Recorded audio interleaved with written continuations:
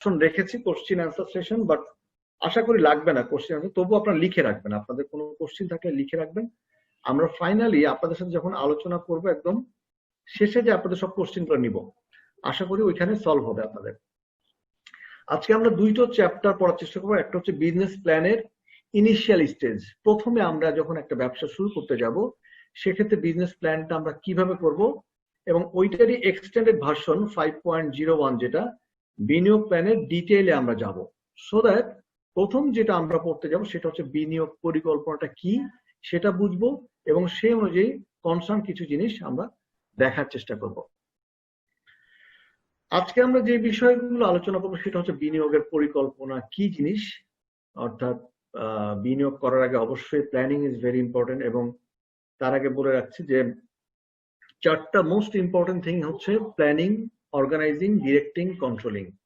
This four things is consistence of management. আপনি যদি এই চারটা জিনিসকে প্রপার ওয়েতে ইমপ্লিমেন্ট করতে পারেন, then you are the manager, you are the CEO, you are the head. আপনি যখন ম্যানেজমেন্ট প্রপারলি করতে পারবেন সেটাই আপনার বিজনেসের জন্য অনেক সফলতা নিয়ে আসবে। সো বিনিয়োগ পরিকল্পনা হচ্ছে তার ফার্স্ট পার্ট। আপনি পরিকল্পনাটা কি করছেন বিনিয়োগের সেটা আপনাকে জানতে হবে। নাম্বার টু হচ্ছে পরিকল্পনার মূলনীতি, কি কি প্রিন্সিপালের উপর বেস করে আমরা প্ল্যানিংটা করবো, অর্থাৎ প্ল্যান করার সময় কোন কোন বিষয়গুলো মাথায় রাখবো। থার্ড হচ্ছে যে পরিকল্পনা স্তর সমূহ বা স্টেপ অফ প্ল্যানিং, আমরা কি কি স্টেপ নিয়ে প্ল্যানগুলো করব সেটা বোঝার চেষ্টা করব। আমরা ইফেক্টিভ প্ল্যানিং এর স্টেপস গুলো বোঝার চেষ্টা করবো, যে কি কি স্টেপ ওয়ে বা স্টেপ নিলে আমরা সেটা ইফেক্টিভ ওয়েতে পরিকল্পনাগুলো বাস্তবায়ন করা সম্ভব হবে। নাম্বার ফাইভ হচ্ছে পরিকল্পনা কিভাবে করতে হয়, তার উপাদানগুলো কি কি থাকবে, পরিকল্পনার স্টেপ গুলো আমরা দেখার চেষ্টা করব, পরিকল্পনার গুরুত্বগুলো বোঝার চেষ্টা করবো। উদ্যোগ সংগঠন, একটা উদ্যোক্তা যে উদ্যোগ হিসেবে একটা সংগঠন তৈরি করবে সেই বিষয়গুলো আমরা সংক্ষিপ্ত আকারে বোঝার চেষ্টা করব। ফর ডিটেল শুধু বিজনেস প্ল্যানিং নিয়ে একটা ফুল চ্যাপ্টার 5.01 থেকে 5.10 আছে, সো ওখানে আমরা ডিটেইলে যাব। আজকে শুধু আমরা এখানকার ডিটেইল না দিয়ে শুধু ডেফিনেশন বোঝার চেষ্টা করবো, কিছু ইনস্পিরেশনাল ভিডিও আপনাদেরকে আমরা দেখানোর চেষ্টা করবো। আমরা যদি বলি যে আসলে বিনিয়োগ পরিকল্পনাটা কি, বিনিয়োগ পরিকল্পনা হচ্ছে আপনি যখন কোথাও বিনিয়োগ করতে যাবেন সেক্ষেত্রে আপনাকে ইনিশিয়ালি ভবিষ্যতের জন্য যখন আপনি কি কাজ করবেন, কি করতে চান, কিভাবে করতে চান, কোথায় করতে চান, এই প্রশ্নগুলোর বিষয়গুলো যখন আপনার একটা পরিকল্পনার মধ্যে আসবে সেটাকে আমরা বলছি বিনিয়োগ পরিকল্পনা, যেখানে আপনার একটা অবজেক্টিভ থাকবে, একটা স্ট্র্যাটেজি থাকবে, যে আপনার কাস্টমার স্ট্র্যাটেজি কি হবে। কেউ কেউ আপনাদের মধ্যে বলছিলেন যে টিজি ফাইনাল করতে চান, আপনার টার্গেট গ্রুপ কারা সেটাকে আপনি এখন আইডেন্টিফাই করতে পারেন নাই। কেউ কেউ বলছিলেন যে আপনারা একটা মৎস্য খামার অথবা ফার্ম দিতে চান, কেউ কেউ বলছেন এক্সপোর্ট বিজনেস করতে চান। সো আপনাদের প্রত্যেকের লক্ষ্য আইডেন্টিফাই করতে হবে যে হোয়াট ইজ ইউর অবজেক্টিভ, আপনি কি মিশন কি ভিশন নিয়ে কাজ করবেন। এরপর সেটা স্ট্র্যাটেজি কি হবে, আপনি বাংলাদেশের কোন জায়গায় করতে চান, প্লেস কোথায়, স্ট্র্যাটেজি কি হবে। বাংলাদেশের চারটা ইস্ট ওয়েস্ট সাউদার্ন এবং সেন্ট্রাল রিজিয়ন যদি আমি বলি, বাংলাদেশকে যদি 4-5টা করে ভাগ করি সেক্ষেত্রে এক একটার কনজিউমারের ডিফারেন্ট, এক একটা কনজিউমার এক এক ধরনের অ্যাটিটিউড নিয়ে তাদের চিন্তা ভাবনা নিয়ে চলে। সো আপনাকে ওই অনুযায়ী স্ট্র্যাটেজি তৈরি করতে হবে।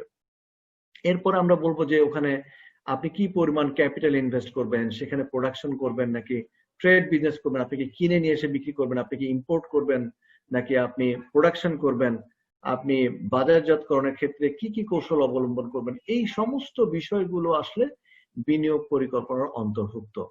তো সুতরাং আমরা যদি কয়েকটা বিষয়ের কোশ্চিন আমরা যদি বলি, হু কে করবে, হাউ কিভাবে করবে, হোয়াট কি করবে, হোয়েন কখন করবে, একটা টাইম লিমিট থাকবে, হোয়ার কোথায় করবে, এটা কি বাংলাদেশে, বাংলাদেশের বাইরে, হোয়াই কেন করতে চায়, এটা কি লাভজনক ব্যবসা করতে চায় নাকি নন প্রফিটেবল অর্গানাইজেশন। সো এই যে কোশ্চিন গুলোর সব যদি আপনি নিজেকে নিজের অ্যান্সার দিতে পারেন, then that is under in your planning.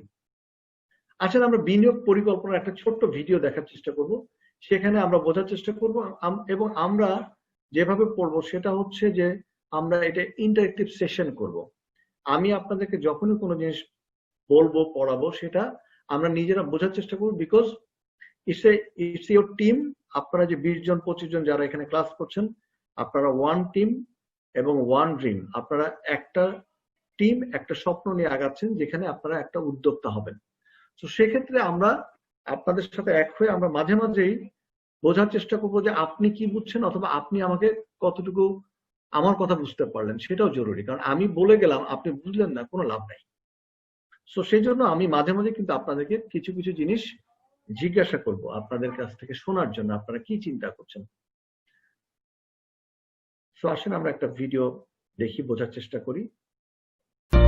Coming up with an investment plan seems like rocket science to many people. However, in reality, it's a piece of cake. Let's see how you can make your own investment plan. First, you need to calculate your total income per month, which may include, say, your salary and the rent from some property you own. By adding them both, you'll be certain of your total monthly income. Second, calculate your monthly expenses by making a list of items you require every month. These may include your groceries, utility bills, your child's school fee, etc. Subtracting your total monthly expense from your monthly income will tell you how much excess money you earn every month, which can also be turned into your personal savings. The term personal savings usually reminds us of our dreams that we can achieve if only we had enough money. It may be a new car, a new house, a trip to your favorite holiday spot, and the list goes on and on. Suffice to say that dreams have no limits. Nevertheless, there are certain basic goals which are dreamed of by almost everyone. These goals are also promoted internationally as the most common savings goals of every person's life. These include saving for emergencies, children's education, a blissful retirement, and general needs that one comes across during the course of life. Let's find out more about these savings goals and how one can achieve them.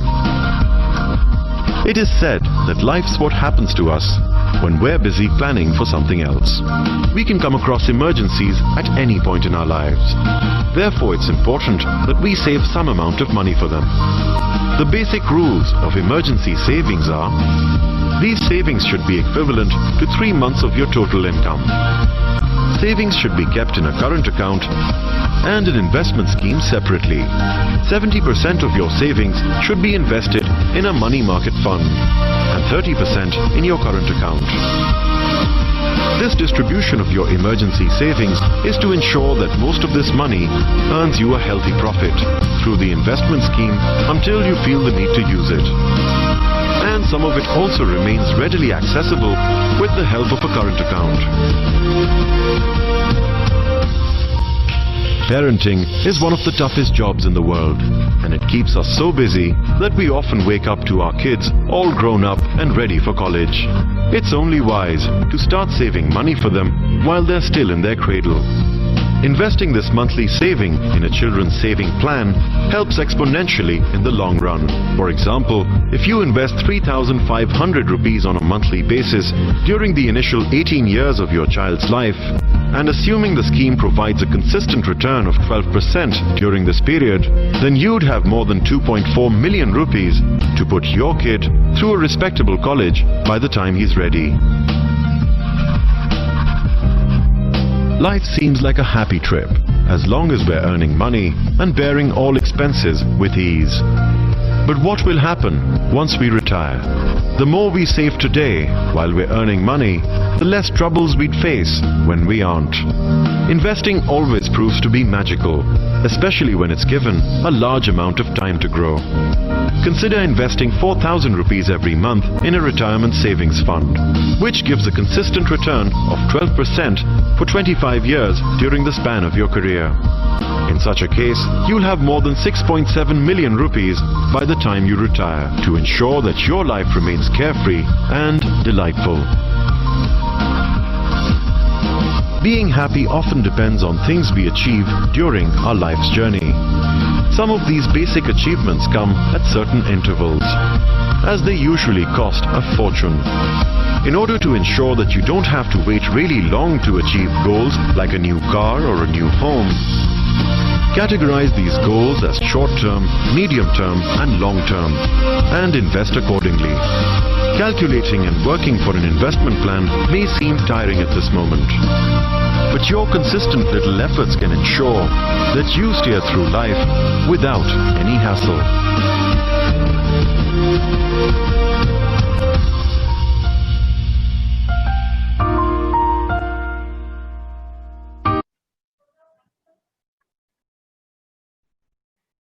আপনাদেরকে যে ভিডিওটা দেখালাম, আপনাদের প্রশ্ন আসতে পারে যে sir আমাদের বিজনেসে ইনভেস্টমেন্ট শেখানো বাদ দিয়ে পার্সোনাল ইনভেস্টমেন্ট কেন শেখাচ্ছে? বলেন কি বুঝলেন?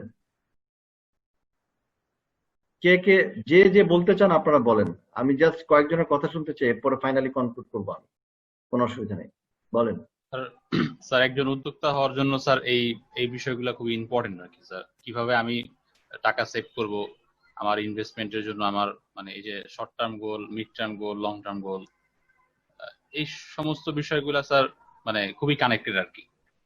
এবং এই বিষয়গুলোর প্রস্তুতি যদি খুব ভালো হয় তাহলে পরবর্তী যে বিজনেসে যে ইনভেস্টমেন্ট বা বিজনেসের সাকসেসনেসটাও অনেকটা ডিপেন্ড করে আমার কাছে মনে হয়। ওকে, এনিবডি? হ্যান্ড রেজ করেছি।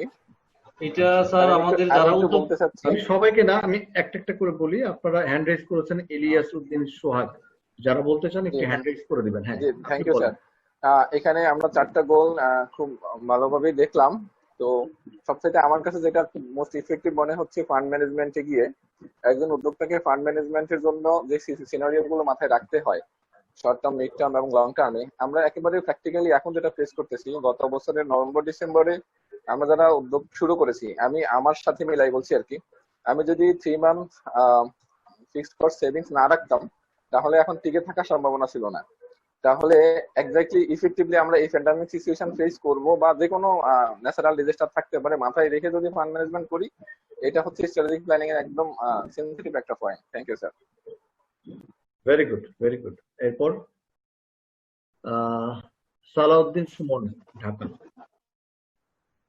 স্যার প্ল্যানিং তো আসলে ব্যক্তি জীবনের ক্ষেত্রে যেটা আমরা যদি এই চর্চাটা করতে পারি, আমার মনে হয় যে ব্যক্তি জীবন থেকে বের হয়ে যখন ব্যবসায়িক জীবনে যাবো, ওটা তো আলাদা একটা প্রতিষ্ঠান বা আলাদা একটা সত্তা, সেই ক্ষেত্রে এই জিনিসগুলোকে এক্সিকিউট করাটা খুব সহজ হয়ে যাবে আর কি মনে হয় আমার কাছে, মানে এটা আমি বুঝছি। ওকে, তারপর উজ্জ্বল কুমার দত্ত। এখানে কয়েকটা বিষয় স্যার, কয়েকটা কম্পোনেন্টকে ফোকাস করা হয়েছে, যেখানে বিজনেস কন্ডাক্ট করতে করতে গেলে ওইগুলোর সাথে সরাসরি ফিনান্সিয়ালি জড়িত আর কি। তার ভিতরে এখানে ফিনান্সিয়াল কম্পোনেন্ট এখানে ইনসার্ট করা হয়েছে। তার ভিতরে আপনার ইনকাম, এক্সপেন্সেস এবং ইমার্জেন্সি টাইমে ফিনান্সিয়াল যে রিস্ক মিটিগেট করার জন্য ওখানে ফোকাস করা হয়েছে। আরেকটা বিষয় বলা হয়েছে সেখানে হচ্ছে যে এখানে যে ওভারঅল রিস্ক মিটিগেট করার জন্য এখানে মানে কারেকশন করা হয়েছে। টোটালি একটা ইনভেস্টমেন্টের প্রক্রিয়াটা, প্রসেসটা, এবং এখানে আর কি বলা হয়েছে আর কি মেসেজটা। ওকে, থ্যাংক ইউ। আর কেউ হাত তুলেছিলেন? সাইদুন নেসা অথবা আমি কাউকে দেখছিলাম, বাট আর কেউ কিছু বলতে চান? ওকে, সো আমি যেটা আপনাদেরকে বলার চেষ্টা, প্রথম কথা হচ্ছে it's a human body. Like business যখন আপনি একটা করবেন, বিজনেস কিন্তু কাইন্ড এ বডি, এটা হচ্ছে সেপারেট একটা সত্তা। সো সেখানে আমাদের হিউম্যান বডিতে যেরকম হাত পা আছে, সেখানেও কিন্তু আসলে একটা ব্যবসা প্রতিষ্ঠানে কিন্তু হাত পা আছে। হাত পা কারা? মানুষ। বিভিন্ন জন বিভিন্ন সেগমেন্টে কাজ করছে। কেউ ডিজিটাল মার্কেটে কাজ করছে, কেউ সেলসে কাজ করছে, কেউ ফাইন্যান্সে কাজ করছে। সো বিভিন্ন জন বিভিন্ন সেক্টরে কাজ করছে। এবং সেভিংস এখানে যেভাবে দেখানো হচ্ছে, একইভাবে কোম্পানি কিন্তু দুইটা ওয়েতে ইনকাম করে। যে কোনো বিজনেস প্রতিষ্ঠান দুইটা ওয়েতে ইনকাম করে। একটা হচ্ছে কস্ট সেভিং এর মাধ্যমে ইনকাম করে, আর একটা হচ্ছে সেলস বাড়ানোর মাধ্যমে ইনকাম করে। নাও ডিপেন্ডস অন ইউ যে how you are thinking in that point of view, যে আপনি কিভাবে কস্ট কাটেল করছেন অ্যাজ ওয়েল এজ কিভাবে সেলস ভলিউম বাড়াচ্ছেন। আপনারা যে অনলাইনে বিজনেস করার চিন্তা ভাবনা করছেন, অথবা যারা বুটিকে বিজনেস করতে চাচ্ছেন, অথবা যারা এক্সপোর্ট ইম্পোর্টের বিজনেসের সাথে জড়িত হতে যাচ্ছেন, আপনাকে চিন্তা করতে হবে যে what is the effective way of business. আপনাকে চিন্তা করতে হবে যে আমি এমন ভাবে বিজনেস করতে চাই। কেউ কেউ আমাকে বলছিল এদের আপনাদের মধ্যে যে আমি একটা বিজনেস করছি, বাট তার সাথে আরো কিছু চিন্তা করছি, যে আমি এটাকে বলে হচ্ছে ব্যাকওয়ার্ড এন্ড ফরওয়ার্ড লিঙ্কেজ। আমি হয়তো কোন এক সময় পড়াবো আপনাদেরকে backward and forward linkage. What is backward and forward linkage? ধরেন কথা আমি যে এক্সাম্পলটা দিচ্ছিলাম, একজন লোক সে কি বলে সে ঝালমুড়ি বিক্রি করে। সো তার সাথে ফরওয়ার্ড লিঙ্কেজ আর কি বিজনেস করা যায়? একই সাথে ফুচকার বিজনেস করা যায়। এর সাথে ফুচকার যারা কাস্টমার তারা তো আচারও কেনে, আচারও বিজনেস করা যায়। These are called forward kind of forward linked business. অর্থাৎ আপনি একটা বিজনেস করছেন, এটার সাথে আরো অগ্রসর হওয়ার জন্য আর কি কি সাথে করতে পারেন, যেগুলো একই সেগমেন্টের বিজনেস। আবার ব্যাকওয়ার্ড লিঙ্কেজ কিরকম, যে আপনি ধরেন একটা প্রোডাকশনের কাজ করছেন, যেমন হতে পারে যে আপনি একটা ফ্যাক্টরিতে প্রোডাকশন করবেন, তো প্রোডাকশনের জন্য আপনি র ম্যাটেরিয়াল গুলো আমদানি করেন, আপনি মেশিনারি গুলো আমদানি করে নিয়ে আসেন, ইম্পোর্ট করে নিয়ে আসেন।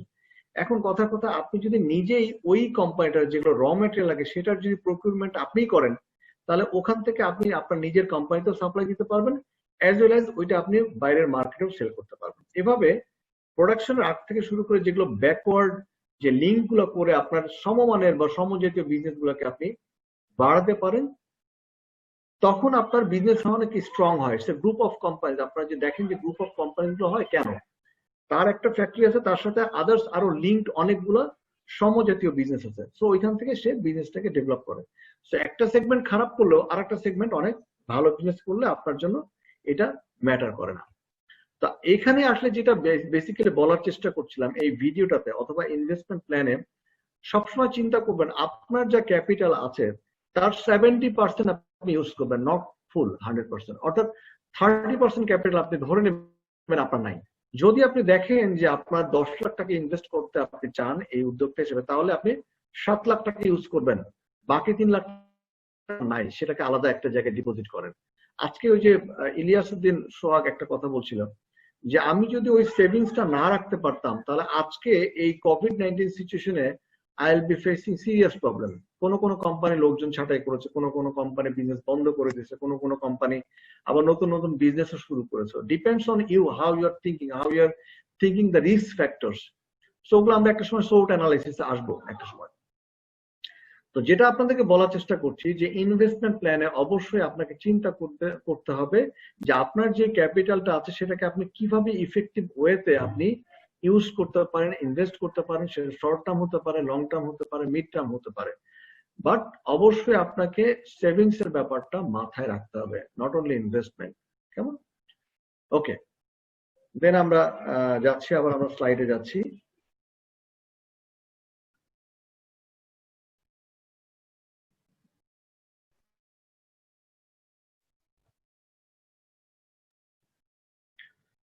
ওকে,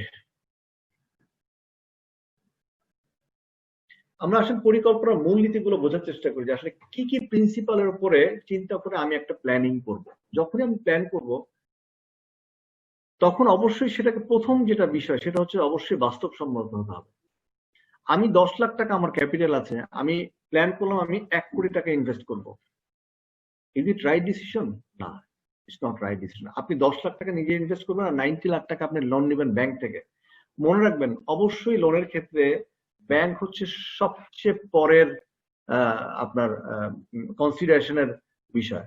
তার আগে আপনাকে চেষ্টা করতে হবে আপনার পার্সোনাল যারা রিলেটিভ আছে, আপনার আত্মীয় স্বজন আছে, আপনার বন্ধু বান্ধব আছে, আপনার পার্সোনাল শেয়ার হোল্ডার আছে, যাদেরকে দিয়ে আপনি ক্যাপিটাল নিতে পারেন। তারপর প্রথম বিষয়টা অবশ্যই আপনাকে পরিকল্পনার মধ্যে এমন কিছু পরিকল্পনা করতে হবে যেটা বাস্তবসম্মত। পরিকল্পনার মধ্যে কি কি আসে? একটা হচ্ছে মানুষ, কারণ ম্যানেজমেন্টটা কি? Management is managing men is called management. অর্থাৎ আপনি মানুষকে কিভাবে ইফেক্টিভ ওয়েতে কাজ করাতে পারবেন, that is called management. So আপনাকে চিন্তা করতে হবে যে মানুষ কতজন লাগবে, আপনার ম্যান পাওয়ার কেমন লাগবে, হিউম্যান রিসোর্স কতজন লাগবে। এরপরে অবশ্যই আপনার কতটুকু ফাইন্যান্সিয়াল ক্যাপাবিলিটি তার উপর ডিপেন্ড করবে আপনি পরিকল্পনা কিভাবে করবেন। সাথে সাথে আপনাকে অবশ্যই যেই র মেটেরিয়াল থেকে যে বিষয়গুলো আছে সেগুলোর ব্যাপারে আপনাকে অবশ্যই বাস্তবসম্মত ওয়েতে পরিকল্পনা করতে হবে। তাহলে প্রথম মূলনীতি হচ্ছে যে আপনাকে অবশ্যই এমন পরিকল্পনা করতে হবে যেটা বাস্তবসম্মত। 2 নম্বর আমরা বলছি যে পরিকল্পনা চাহিদার ভিত্তিতে করতে হবে। মনে রাখবেন যে আপনি যে কোনো কিছু চাইলেই করতে পারেন না। একজন আপনাদের মধ্যে কথা বলছিল যে টিজি টার্গেট গ্রুপ কারা আমি এখনো সিলেক্ট করতে পারি নাই। প্রথম কথা হচ্ছে যে আপনি যে কোনো প্রোডাকশনের আগে অথবা যে কোনো ট্রেড বিজনেস করার ক্ষেত্রে আপনাকে প্রথম চিন্তা করতে হবে যে আমি যে প্রোডাক্টটা করবো এটার চাহিদা আছে কিনা মার্কেটে, এবং এই চাহিদা কিভাবে আপনি বের করতে পারবেন। এই চাহিদা করার জন্য আপনাকে সার্ভে করতে হতে পারে। পৃথিবীতে এমন অনেক বড় বড় কোম্পানির নাম আমি বলতে পারি যারা বেসিক্যালি শুধুমাত্র ডেটা প্রোভাইড করে ইনকাম করে। সে স্ট্যাটিস্টিক্স দেয় যে কার বিজনেসের কি অবস্থা, কোথায় আজকে মার্কেট শেয়ার কত, মার্কেট শেয়ার কোথায় কমে যাচ্ছে, কোথায় বেড়ে যাচ্ছে, কোন প্রোডাক্টের বিজনেস ভালো, কোনটার চাহিদা ভালো, কোনটার ডিমান্ড কম, কোনটার সাপ্লাই বেশি। এই সমস্ত বিষয় ডেটা দেওয়ার জন্য কিন্তু পৃথিবীতে অনেকগুলো কোম্পানি, যারা তার মধ্যে একটা কোম্পানি সিনিয়েছেন যারা ডেটা প্রোভাইড করে।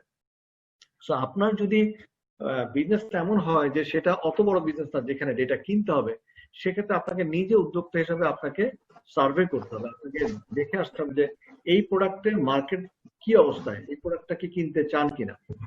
3 নম্বর হচ্ছে পরিকল্পনা। অবশ্যই আপনাকে ফ্লেক্সিবল হতে হবে, নমনীয় হতে হবে, অর্থাৎ আজকে যে কোনো সিচুয়েশনের জন্য যেন বিজনেস প্ল্যানিংটা আপনি চেঞ্জ করতে পারেন বিভিন্ন সময়, সামঞ্জস্য বা কার্যকর ইফেক্টিভ ওয়েতে যেন আপনি প্ল্যানটা ম্যানেজ করতে পারেন। যেমন আজকে কোভিড-19 এর কারণে অনেকে দেখবেন যে শুধু হ্যান্ড স্যানিটাইজারের জন্য অনেকগুলো কোম্পানি বের হয়ে গেছে, তারা প্রচুর হ্যান্ড স্যানিটাইজার তৈরি করছে, বিক্রি করছে, ইম্পোর্ট করছে। কেউ কেউ প্রোডাকশন প্ল্যানে কখনো ছিলই না, বাট সে প্রোডাকশন প্ল্যানে কিন্তু স্যানিটাইজার ঢুকিয়ে দিয়েছে। অনেকে দেখবেন যে কখনো মাস্ক তৈরি করতো না, তারা মাস্ক তৈরি বিজনেস নেমেছে, মাস্ক ইম্পোর্ট করছে। These are the flexible thing, যে আপনি আপনার বিজনেসের জন্য ফ্লেক্সিবিলিটি রাখবেন। এবং 4 নম্বর হচ্ছে অবশ্যই পরিকল্পনা। আপনাকে প্রজেক্টের সাথে শুরু করা উচিত, অর্থাৎ আপনি যখন একটা পরিকল্পনা করবেন তখন অবশ্যই আপনাকে পাইলট বেসিসে একটা শুরু করতে হবে, যে আমি যে একটা ফাইনাল প্ল্যানিং এ যাব, ফাইনাল যে ডিসিশনে যাব, সেক্ষেত্রে আমি একটা প্রজেক্ট আকারে ছোট আকারে শুরু করে দেখি, এরপরে আমি যাব ফাইনাল বড় একটা প্রজেক্ট আকারে, বড় আকারে যাব। বাট প্রথমে আপনাকে যেটা চিন্তা করতে হবে যে আমি আগে একটা পাইলট প্রজেক্ট করব। যে বিজনেসই করতে চাই, আমি 10টা মানুষের কাছে সার্ভে করব, আমি দেখবো যে আসলে এই প্রোডাক্টটা আমার চলবে কিনা, এই প্রাইসে আমি যদি প্রোডাক্টটা দিই তাহলে কাস্টমার কিনবে কিনা। আপনাকে চিন্তা করতে হবে being a consumer, being a salesman, being a উদ্যোক্তা, being a wholesaler, being a customer. আপনাকে চিন্তা করতে হবে আমি যে প্রোডাক্টটা তৈরি করবো, আমি নিজে কি এই প্রোডাক্ট কিনবো? আমি একটা বল পেন তৈরি করলাম, আমি কি নিজেই বল পেনটা কিনবো? আচ্ছা, এই বল পেনের যে প্রাইস, এই প্রাইসটা কি আমি দিতে প্রস্তুত? দিজ আর থিংস যেগুলো আপনাকে চিন্তা করতে হবে, এবং অবশ্যই এগুলোকে স্মল প্রজেক্ট আকারে আসতে হবে। আচ্ছা, আমি একটা ব্রেক নিব এখন, যেহেতু নামাজ এর মধ্যে কত ফিক্সড ক্যাপিটাল, কত ভেরিয়েবল ক্যাপিটাল, অপারেশনাল পারপাসে কত টাকা লাগবে, এই সমস্ত কিছু একটা বাজেট তৈরি করতে হবে। স্পেশালি আমাদের মধ্যে একজন সিএও এখানে আছে, আমি যতটুকু মনে করতে পারি। সো এই যে বাজেটের ব্যাপারগুলো আপনাকে ডিসাইড করতে হবে যে কি পরিমাণ বাজেট আপনার এই বিজনেসের জন্য লাগবে। এরপর আমরা বলছি যে বার্ষিক পরিকল্পনার জন্য একটা খসড়া তৈরি করবে, যে আমার বার্ষিক পরিকল্পনাতে সারা বছর আমি যদি এই বিজনেসটা শুরু করি এবং শেষ করতে চাই, সেক্ষেত্রে আমার পুরো একটা পরিকল্পনা তৈরি করতে হবে। এবং এই পরিকল্পনাটা একদম কোনো কোনো ক্ষেত্রে আপনি দেখবেন যে আমি যদি স্টেপ বাই স্টেপ যাই, একটা ছবি দিলে দেখাতে পারতাম যে 1 স্টেপ, আপনি যেরকম সিঁড়ির ধাপগুলো আছে, একটা সিঁড়িতে যেরকম 1 2 3 4 করে করে আপনি আস্তে আস্তে উপরে যেতে থাকেন, এভাবে বার্ষিক পরিকল্পনার ক্ষেত্রে আপনাকে 3 মান্থ, 6 মান্থ, 9 মান্থ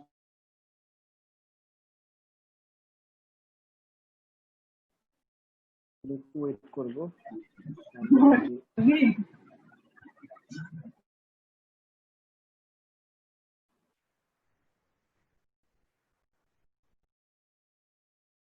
তার মানে ইলেকট্রিসিটি চলে গেছে, একটু ওয়েট করি আমরা। এই এত কিছু বন্ধ করো তো।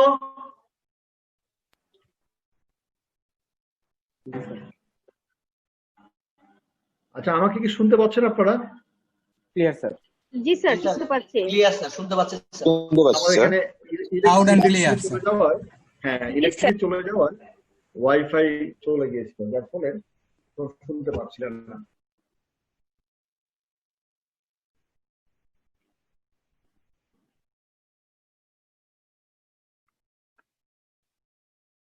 ওকে, সো আমরা যেটা নিয়ে আলোচনা করছিলাম সেটা হচ্ছে যে পরিকল্পনার, বার্ষিক পরিকল্পনা তৈরি করা, এবং 4 নম্বর হচ্ছে স্ট্র্যাটেজিক পর্যায়ে, যে আমি টোটাল বিজনেসটা যে করব, এই বিজনেসটা কৌশলগত স্ট্র্যাটেজি কি হবে, প্রাইসিং স্ট্র্যাটেজি কি হবে, এটা আমার প্রোডাকশন স্ট্র্যাটেজি কি হবে, কস্ট স্ট্র্যাটেজি কি হবে, সেই জিনিসগুলোর একটা কৌশল বা স্ট্র্যাটেজি বিষয়গুলো নির্ধারণ করা।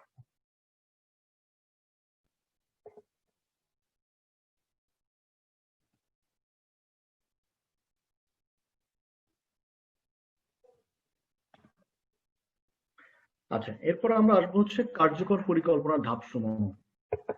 ইলেকট্রিসিটি না থাকায় খুব ঝামেলা হচ্ছে। আচ্ছা, কার্যকর পরিকল্পনার ধাপসমূহ যেটা আমরা বলছিলাম, যে আমার পরিকল্পনা এমন হওয়া উচিত যেটা উদ্দেশ্যগুলো উল্লেখ করতে হবে, অর্থাৎ আমি কি কি অবজেক্টিভ নিয়ে বিজনেসটা শুরু করতে যাচ্ছি, আমার মেইন অবজেক্টিভ কি, আমার টার্গেট কি, আমি কি ইম্পোর্ট করব, আমি কি এক্সপোর্ট করব, আমি কি বিজনেস ডাবল ডিজিট গ্রোথ করব, আমি কি 5 বছরে কোথায় পৌঁছতে চাই, আমি ব্রেক ইভেনে কততে যেতে চাই। সো পুরোপুরি বিষয়গুলোকে একটা পরিকল্পনার মধ্যে নিয়ে আসা। যদি আমি স্টেপ বাই স্টেপ বলি, তাহলে প্রথম আপনাকে ডিসাইড করতে হবে। এই জন্য আপনাদেরকে জিজ্ঞাসা করছিলাম যে আপনারা কি বিজনেস করতে চান, আপনারা নিজেরা চিন্তা করেছেন কিনা যে আপনি এক্সপোর্ট, ইম্পোর্ট, গবাদি পশু ফার্ম কি করতে চান, সেই উদ্দেশ্যগুলো আপনাকে আগে ডিসাইড করতে হবে। 2 নম্বর হচ্ছে যে পরিকল্পনার যে পরিমাণ, যে সময়, এই সব কিছু ব্যয়, সমস্ত কিছু বিষয়গুলো আপনাকে সিদ্ধান্তে আনার আগে পরিকল্পনা ধাপের মধ্যে আনতে হবে। যে আপনার পরিকল্পনার ক্ষেত্রে কি পরিমাণ সময় আপনি নেবেন। যেমন ব্রেক ইভেনে পৌঁছাতে আপনাকে কি 2 বছর সময় নেবেন, নাকি 1 বছর নেবেন, নাকি 6 মাস নেবেন। আপনি যদি এই পরিকল্পনার মধ্যে বিজনেস করতে চান, সেক্ষেত্রে আপনার কি পরিমাণ কস্ট হবে, খরচগুলো কি কি হবে, কি কি পারপাসে খরচ হবে, সমস্ত বিষয়গুলো কিন্তু আপনাকে পরিকল্পনার মধ্যে আনতে হবে। 3 নম্বর আমরা বলছি পরিকল্পনা নীতিমালা অবশ্যই থাকা উচিত, যেটাকে গাইড করবে। আপনি যদি বিভিন্ন অফিসের প্রিন্সিপাল দেখেন, যেমন প্রত্যেকটা অফিসের হিউম্যান রিসোর্স যে ডিপার্টমেন্ট, তারা কিন্তু ওই কোম্পানির সমস্ত রুলস রেগুলেশন গুলো তারা নির্ধারণ করে থাকে। সো আপনাকে যেটা করতে হবে যে একটা পরিকল্পনার পরিপূর্ণ নীতিমালাগুলো, সেটা হিউম্যান রিসোর্স ডিভিশন যদি থেকে থাকে, যদি ওইরকম একটা অফিস হয়, ওইরকম একটা কোম্পানি হয়, তো সেক্ষেত্রে আপনাকে অবশ্যই ওই নীতিমালাগুলো আপনাকে থাকতে হবে এবং সেটা যাতে মানুষকে গাইড করে।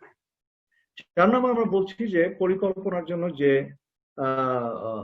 যে উদ্দেশ্যগুলো থাকবে, সেগুলোর জন্য কিন্তু কে করবে, সেলস ডিপার্টমেন্টে কে থাকবে, মার্কেটিং এ কে থাকবে, ডিজিটাল মার্কেটিং এ কে থাকবে, আপনার ফাইন্যান্স ডিপার্টমেন্টে কে থাকবে, হিউম্যান রিসোর্সে কে থাকবে, অর্থাৎ প্রত্যেকটা কোন কোন বিষয়ে কোন কোন ডিপার্টমেন্ট আছে সেগুলো কিন্তু ওইখানে উল্লেখ থাকতে হবে।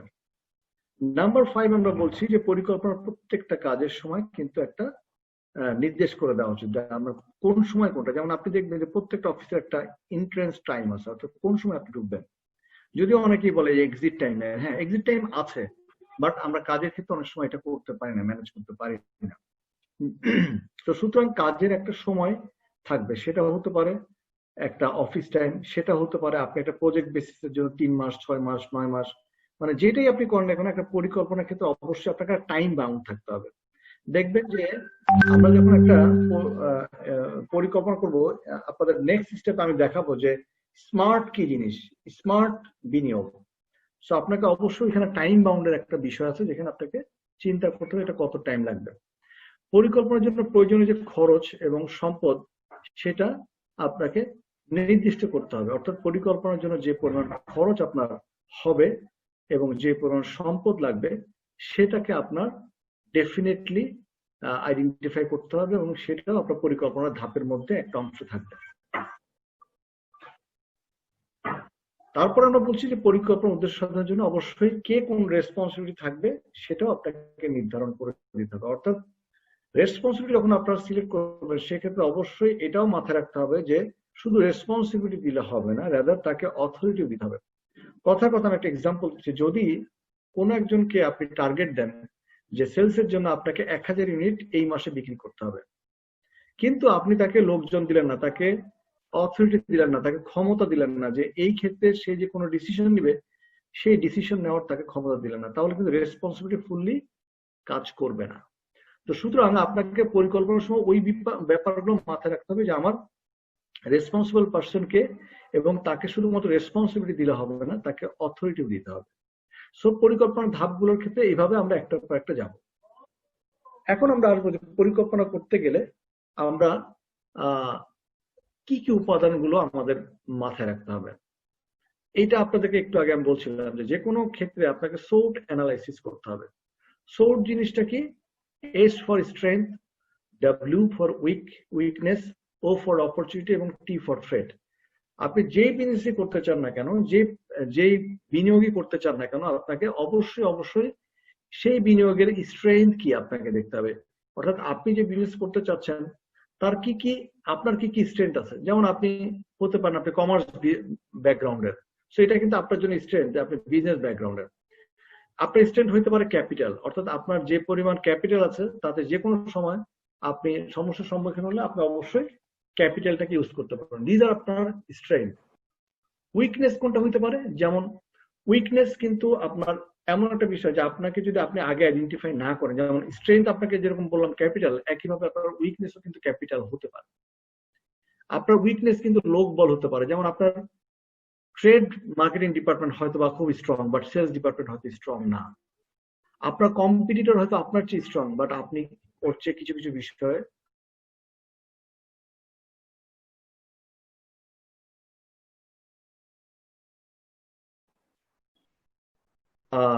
আমরা কি বলে অপরচুনিটি কি কি আছে, অর্থাৎ আপনি যে বিজনেসটা করছেন এখানে কি কি অপরচুনিটি আছে, অর্থাৎ আপনার সামনে বিজনেস করার জন্য আর কি কি অপরচুনিটি আছে সেটা আপনাকে চিন্তা করতে হবে। একই সাথে আপনাকে থ্রেট কি কি আছে, অর্থাৎ কি কি ঝুঁকি আছে, আপনি যদি এই বিজনেসটা করতে চান সামনে কি কি থ্রেট আপনার জন্য আছে সেটাকে আপনাকে বিশ্লেষণ করতে হবে। এরপর আমরা বলছি যে আপনার বিজনেসের জন্য যখন আপনি পরিকল্পনা করবেন তখন আপনাকে আপনার উদ্দেশ্যগুলোকে ভাগ করে ফেলতে হবে, যে কোনটা মানে প্রথম 3 মাসে আমি কি টার্গেট নেব, প্রথম সপ্তাহে আমি কি টার্গেট নেব, প্রথম 6 মাসে আমি কি টার্গেট নেব, 1 বছরে আমি কি টার্গেট নিব। তার মানে আপনাকে উদ্দেশ্যগুলোকে ডিফাইন করতে হবে এবং অবশ্যই এই উদ্দেশ্যগুলো আপনাকে নির্দিষ্ট এবং বাস্তবসম্মত হতে হবে। এমন উদ্দেশ্য নিলেন, এমন টার্গেট নিলেন যেটা আসলে বাস্তবসম্মত না। আপনি একটা নতুন কোম্পানি দিয়েছেন, আপনি সেলস টার্গেট নিলেন 1000 নিলেন, আপনি জানেনই না আপনার মার্কেটে কি পরিমাণ ডিমান্ড আছে। সো আপনাকে অবশ্যই এই জায়গাগুলোকে আপনাকে খুবই স্পেসিফিক এবং নির্দিষ্টভাবে আপনাকে চিন্তা করতে হবে এবং বাস্তবসম্মত ওয়েতে চিন্তা করতে হবে, যেটা সম্ভব কি সম্ভব না। যে জিনিস সম্ভব না সেটা আমরা চিন্তা করব না। নাম্বার 3, আপনাকে অবশ্যই কৌশলগুলোকে ফাইনাল করতে হবে, যেমন আপনি প্রাইসিং স্ট্র্যাটেজি কিভাবে করবেন। আপনি কস্ট প্লাস প্রাইসিং করবেন, আপনি কি কস্ট প্লাস না করে আপনি যেটাকে আমরা বলছি কি বলে প্রফিট মার্জিন রেখে আপনি প্রাইসিং করবেন, নাকি আপনি কম্পিটিটর প্রাইসিং করবেন, অর্থাৎ কম্পিটিটর যে প্রাইসটা রাখছে আপনিও সেই প্রাইসই রাখবেন। কারণ প্রাইসিং এর ক্ষেত্রেও কিন্তু আপনাকে স্ট্র্যাটেজি চিন্তা করতে হবে যে আমি কি ধরনের প্রাইস রাখবো। একইভাবে আপনাকে মার্কেটিং এর ক্ষেত্রেও আপনাকে চিন্তা করতে হবে যে আমি যখন একটা মার্কেটিং করব আমি কি ধরনের স্ট্র্যাটেজি দিব। আমি কি পেপার পত্রিকায় দিব? না, পেপার পত্রিকায় দিব না। তাহলে কি আমি অ্যাডভার্টাইজমেন্ট টিভিতে দিব? নাকি সেটা দিব না। নাকি আমি ডিজিটাল মার্কেটিং করব। সো সেটা আপনাকে এই স্ট্র্যাটেজি গুলো আপনাকে চিন্তা করতে হবে। এরপর আমরা বলছি যে সময় খুবই মূল্যবান, কারণ আপনি যদি সময়টাকে না ইউজ করতে পারেন তাহলে আপনার জন্য এটা ব্যর্থতার কারণ হয়ে দাঁড়াবে। আমি কিছু কিছু মানুষকে দেখেছি এরকম ভাবে যে আমার কিছু কিছু মানুষকে উদ্যোক্তাকে দেখার সুযোগ হয়েছে, যাদেরকে আমি দেখেছি যে তারা কোনো টাইম নষ্ট করে নাই। অর্থাৎ সকাল থেকে শুরু করেছে, সে রাত ঘুমানোর আগ পর্যন্ত সে কিন্তু কোনো না কোনো কাজ করছে। তার মানে আপনাকে যখন উদ্যোক্তা হবে ইনিশিয়াল স্টেজে কিন্তু আপনাকে প্রচুর পরিশ্রম দিতে হবে এবং আপনার সময়টাকে আপনাকে ম্যানেজ করতে হবে। দিন নাই রাত নাই আপনাকে কিন্তু পরিশ্রম করতে হবে। আপনাকে চিন্তা করতে হবে যে আমি এই বিজনেসটাকে দাঁড় করাবো, তারপরে হয়তো আমি একটু সময়টাকে একটু ইয়ে করব, কিন্তু তার আগ পর্যন্ত আপনাকে কিন্তু প্রচুর সময় আপনাকে দিতে হবে। এরপর আমরা বলবো যে পরিকল্পনার ধাপ সমূহ, যে আমরা কি কি স্টেপ বাই স্টেপ আমরা যদি চিন্তা করি যে ধাপ সমূহ কি কি সেগুলো আমরা চিন্তা করি, তাহলে বিষয়গুলো এরকম দাঁড়াবে যে আপনার ব্যক্তিগত এবং সম্প্রদায়ের সম্পদ মূল্যায়ন করেন। অর্থাৎ আপনি আপনার যে সম্পদটা আছে অথবা আপনার রিলেটিভ যারা আছে তাদের মধ্যে আপনি যদি বিজনেস করতে চান তাহলে প্রথমে বিনিয়োগের ক্ষেত্রে আপনাকে সম্পদের ইভালুয়েশন করতে হবে যে আপনার কি পরিমাণ সম্পদ আছে, আপনার ফিক্সড অ্যাসেট কি আছে, আপনার লিকুইড ক্যাপিটাল কেমন আছে, আপনি যদি একটা ফ্যাক্টরি দিতে চান সেখানে আপনার জমি কেমন আছে। সো এই বিষয়গুলো আপনাকে চিন্তা করতে হবে পরিকল্পনা ইনিশিয়াল স্টেজে। আপনার বাজার বিশ্লেষণ করতে হবে, যেটাকে বলছিলাম ডিমান্ড, চাহিদা। বাজারে আপনাকে জানতে হবে যে কি পরিমাণ বাজারে আপনার চাহিদা আছে। এরপর আপনাকে চিন্তা করতে হবে আপনার বাজারে যারা আছে সেখানে কম্পিটিটর কারা কারা। যেমন আমরা যদি এইটাকে এইভাবে চিন্তা করি যে একটা প্রোডাক্টের একটা হচ্ছে লিডিং কোম্পানি থাকে, তারপরে থাকে হচ্ছে ওর ফলোয়ার, এর পরে থাকে হচ্ছে কম্পিটিটর। অর্থাৎ দেখা গেল যে কারো মার্কেট শেয়ার হচ্ছে টোটাল 100-র মধ্যে 70% মার্কেট শেয়ার তার মানে 100 টাকা বিক্রি হলে 70 টাকা তার প্রোডাক্ট বিক্রি হয়। এরপরে হয়তো 20% এরা হচ্ছে ফলোয়ার, অর্থাৎ 70-র পরের স্টেপে হচ্ছে ফলোয়ার 20% আছে, কারো হয়তো 5% সে হচ্ছে চ্যালেঞ্জার। সো বাজার বিশ্লেষণ করতে হবে। আপনি যে কোনো প্রোডাক্ট যখন লঞ্চ করবেন অথবা কোনো বিজনেসে বিনিয়োগ করবেন, তখন অবশ্যই আপনাকে সেই প্রোডাক্টের মার্কেট অ্যানালাইসিস করতে হবে। এটা হতে পারে আপনি নিজে সার্ভে করতে পারেন, আপনার লোকজনকে দিয়ে সার্ভে করাতে পারেন, অথবা আপনি ডেটা কিনতে পারেন। বিভিন্ন যারা যে কোম্পানিগুলো আছে যারা ডেটা বিক্রি করে তাদের কাছে আপনি ডেটা কিনতে পারেন যে আমি এরকম একটা প্রোডাক্ট লঞ্চ করতে চাচ্ছি, সেক্ষেত্রে আমাকে একটু এই ডেটার এই কম্পিটিটিভ যে প্রোডাক্টগুলো আছে তার ডিটেল আমাকে বলেন, সেটার প্রাইস কত, কোথায় কোথায় মার্কেট, কি পরিমাণ কস্টিং হয়, ট্রেড মার্জিন কত, দোকানদারের প্রফিট কত থাকে, সো এই বিষয়গুলো আপনাকে ডিটেল দিবেন। এরপর আমরা বলছি যে একটি সঠিক ব্যবসায়ের আপনাকে স্থান বা অবস্থান, আপনি কোথায় বিজনেস করবেন। আপনি কি ঢাকার মধ্যে শুধু বিজনেস করবেন, আপনি কি 64টা জেলায় করবেন, আপনি কি শুধু বিভাগীয় শহরগুলোতে করবেন, আপনার টার্গেট গ্রুপ কারা হবে, আপনার মার্কেট কি মানে ঢাকার বাইরে কি বাংলাদেশের বাইরেও হবে। সো আপনাকে অবস্থান নির্ধারণ করতে হবে, অর্থাৎ আপনি কোথায় বসে বিজনেস করবেন এবং আপনি কোথায় বিজনেস করতে চান, সেই জায়গাগুলোকে আপনার অবস্থানগুলো আপনাকে নির্ধারণ করতে হবে।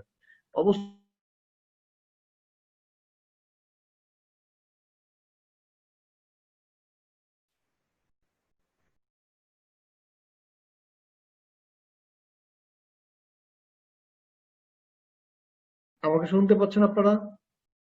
জি স্যার, ক্লিয়ার নাও। স্যার জি স্যার, শুনতে পাচ্ছি স্যার। চলে গেছে স্যার। খুব ডিস্টার্ব করছে, কানেক্টিভিটি চলে যাচ্ছে আসছে, চলে যাচ্ছে আসছে। স্যার ঝড়ঝাপটা থাকবে ইনশাআল্লাহ, অসুবিধা নাই, আমরা এগিয়ে যাই। ওকে, তো আমরা যেটা বলছিলাম যে পরিকল্পনা করার ক্ষেত্রে এরকম ব্যবসায়ের ক্ষেত্রে আমাকে অবস্থানটা নির্ধারণ করতে হবে যে আমি আসলে কোন জায়গায় ব্যবসাটা করব। এরপরে আমরা বলছি যে আর্থিক পরিকল্পনা আমাকে প্রস্তুত করতে হবে। এই বিষয়গুলো প্রত্যেকটা আপনাদের 1 by 1 আসবে।